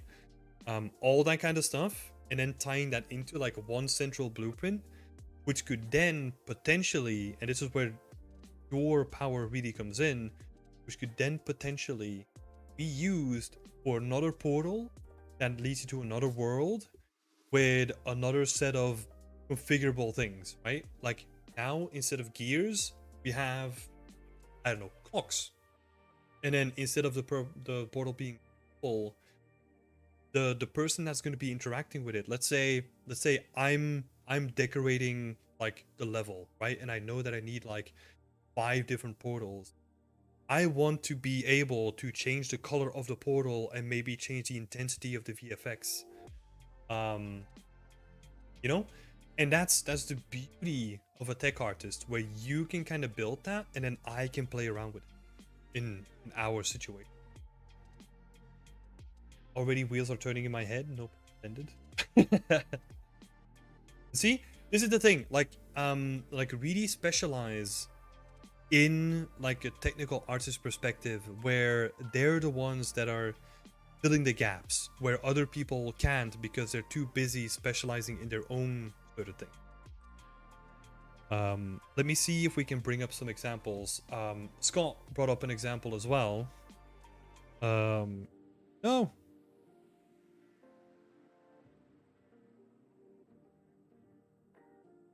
Site. So yeah, this is a tool that I was talking about if you want to focus more on the workflow, right? So it's basically, see if I can find like a, yeah. So if we look at this image, this is the texture that they set up, and the tool that the technical artist made in Houdini is that it looks at the surface area, of the model, and then automatically maps it onto the surface that corresponds to that area of the UVs. So you could have like a one-click solution that just automatically takes your entire asset and maps it in the correct areas of texture, right? Perfect thing for like a technical artist to come in and say like, hey, look, I'll make a tool for that. Yeah, I'll figure it out. It's the workflow side.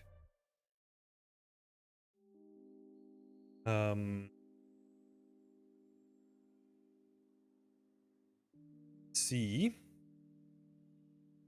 I can find them.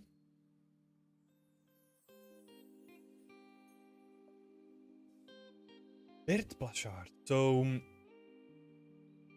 he's a technical artist who worked with us at Ubisoft Berlin when I was still at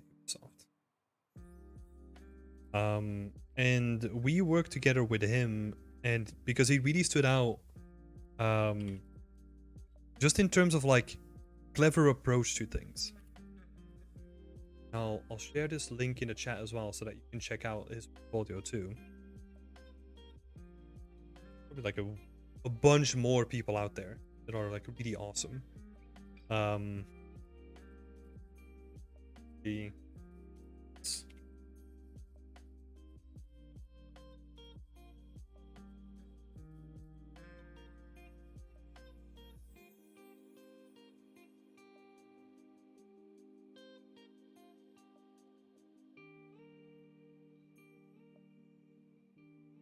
Check LinkedIn.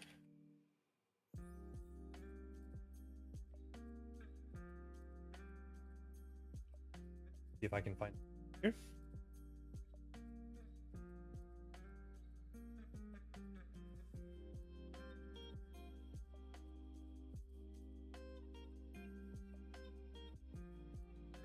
Really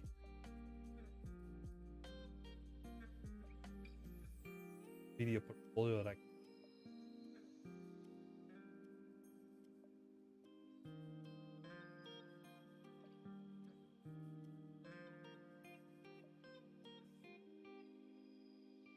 so for example, someone who I love to work with as well,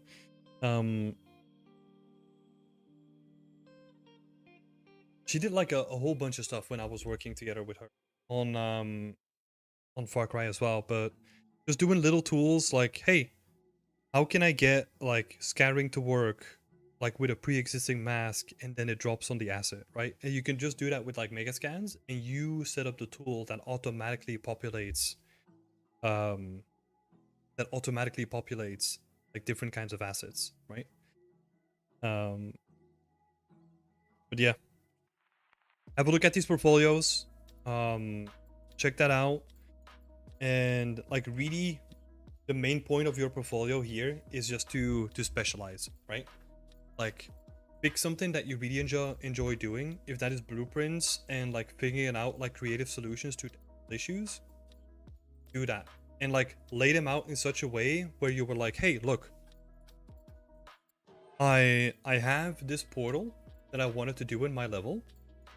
So what I did is I came up with a technical solution to have like a portal blueprint that anyone can take and then change the colors, change like the diameter of the portal, like maybe automatically map it to like a side of a mesh, whatever, right? Like there's cool things that you can do with that. Yeah, just go crazy with that. What I would do. This was a little bit of a different one, right? It was more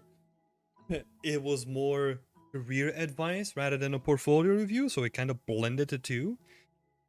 But I hope that was really helpful.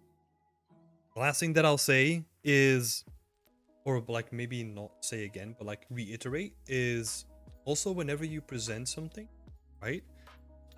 Try to make it really clear what you're trying to do well, so that you could have like your drones, right? Like don't add like a bunch of the game stuff in there. Just say like, hey, AI drones, and then just have a post where you break down like all the blueprints and their movements and how you control them and like what control you give to other people in the blueprint. You know, like all the nerdy stuff. Like do a full breakdown of the blueprint rather than showcasing like other stuff that's like not directly relevant. Thank you very much. This was very helpful. I'm happy to help. Technical art is also not my expertise. I want to say that for the like a last thing before we go. Technical art is not my expertise. Best thing that you can do is talk to other technical artists that have recently gotten a job in the industry, and then maybe reach out to them. Like ask them like, oh, how did you approach your work? Like, is there something that I can learn from your portfolio? Or talk to people that have been in the industry so that they can give you some advice. Help you on your track becoming like a technical artist. Better to get it from people that have done it for real than purely following the advice of a person that has only seen them at work. Let's call it that. Has only seen the magic. Yeah. Again, I'm glad that it was still helpful though. Thank you for sharing your portfolio. I know this was a little bit of a more unique one to end off with, but I want to thank you again. Yeah, and also thanks everyone for sharing their good ideas, their comments, being active in the chat as well. Sorry that the chat plugin broke, because it's nice to have everyone on the screen as well, but I'll get that fixed for next time. I'm honestly gonna leave it here. we're a little bit over time. So I'm just gonna cut it short. Well, like, not short, cut it long, I guess. But I wish you all a nice evening. And we'll talk to each other tomorrow, because I'm gonna do some work in progress reviews tomorrow. And then for the next portfolio review, that's gonna happen next month, because they only happen like once. So yeah, thanks again. Have a nice evening and stay creative, people. Bye-bye.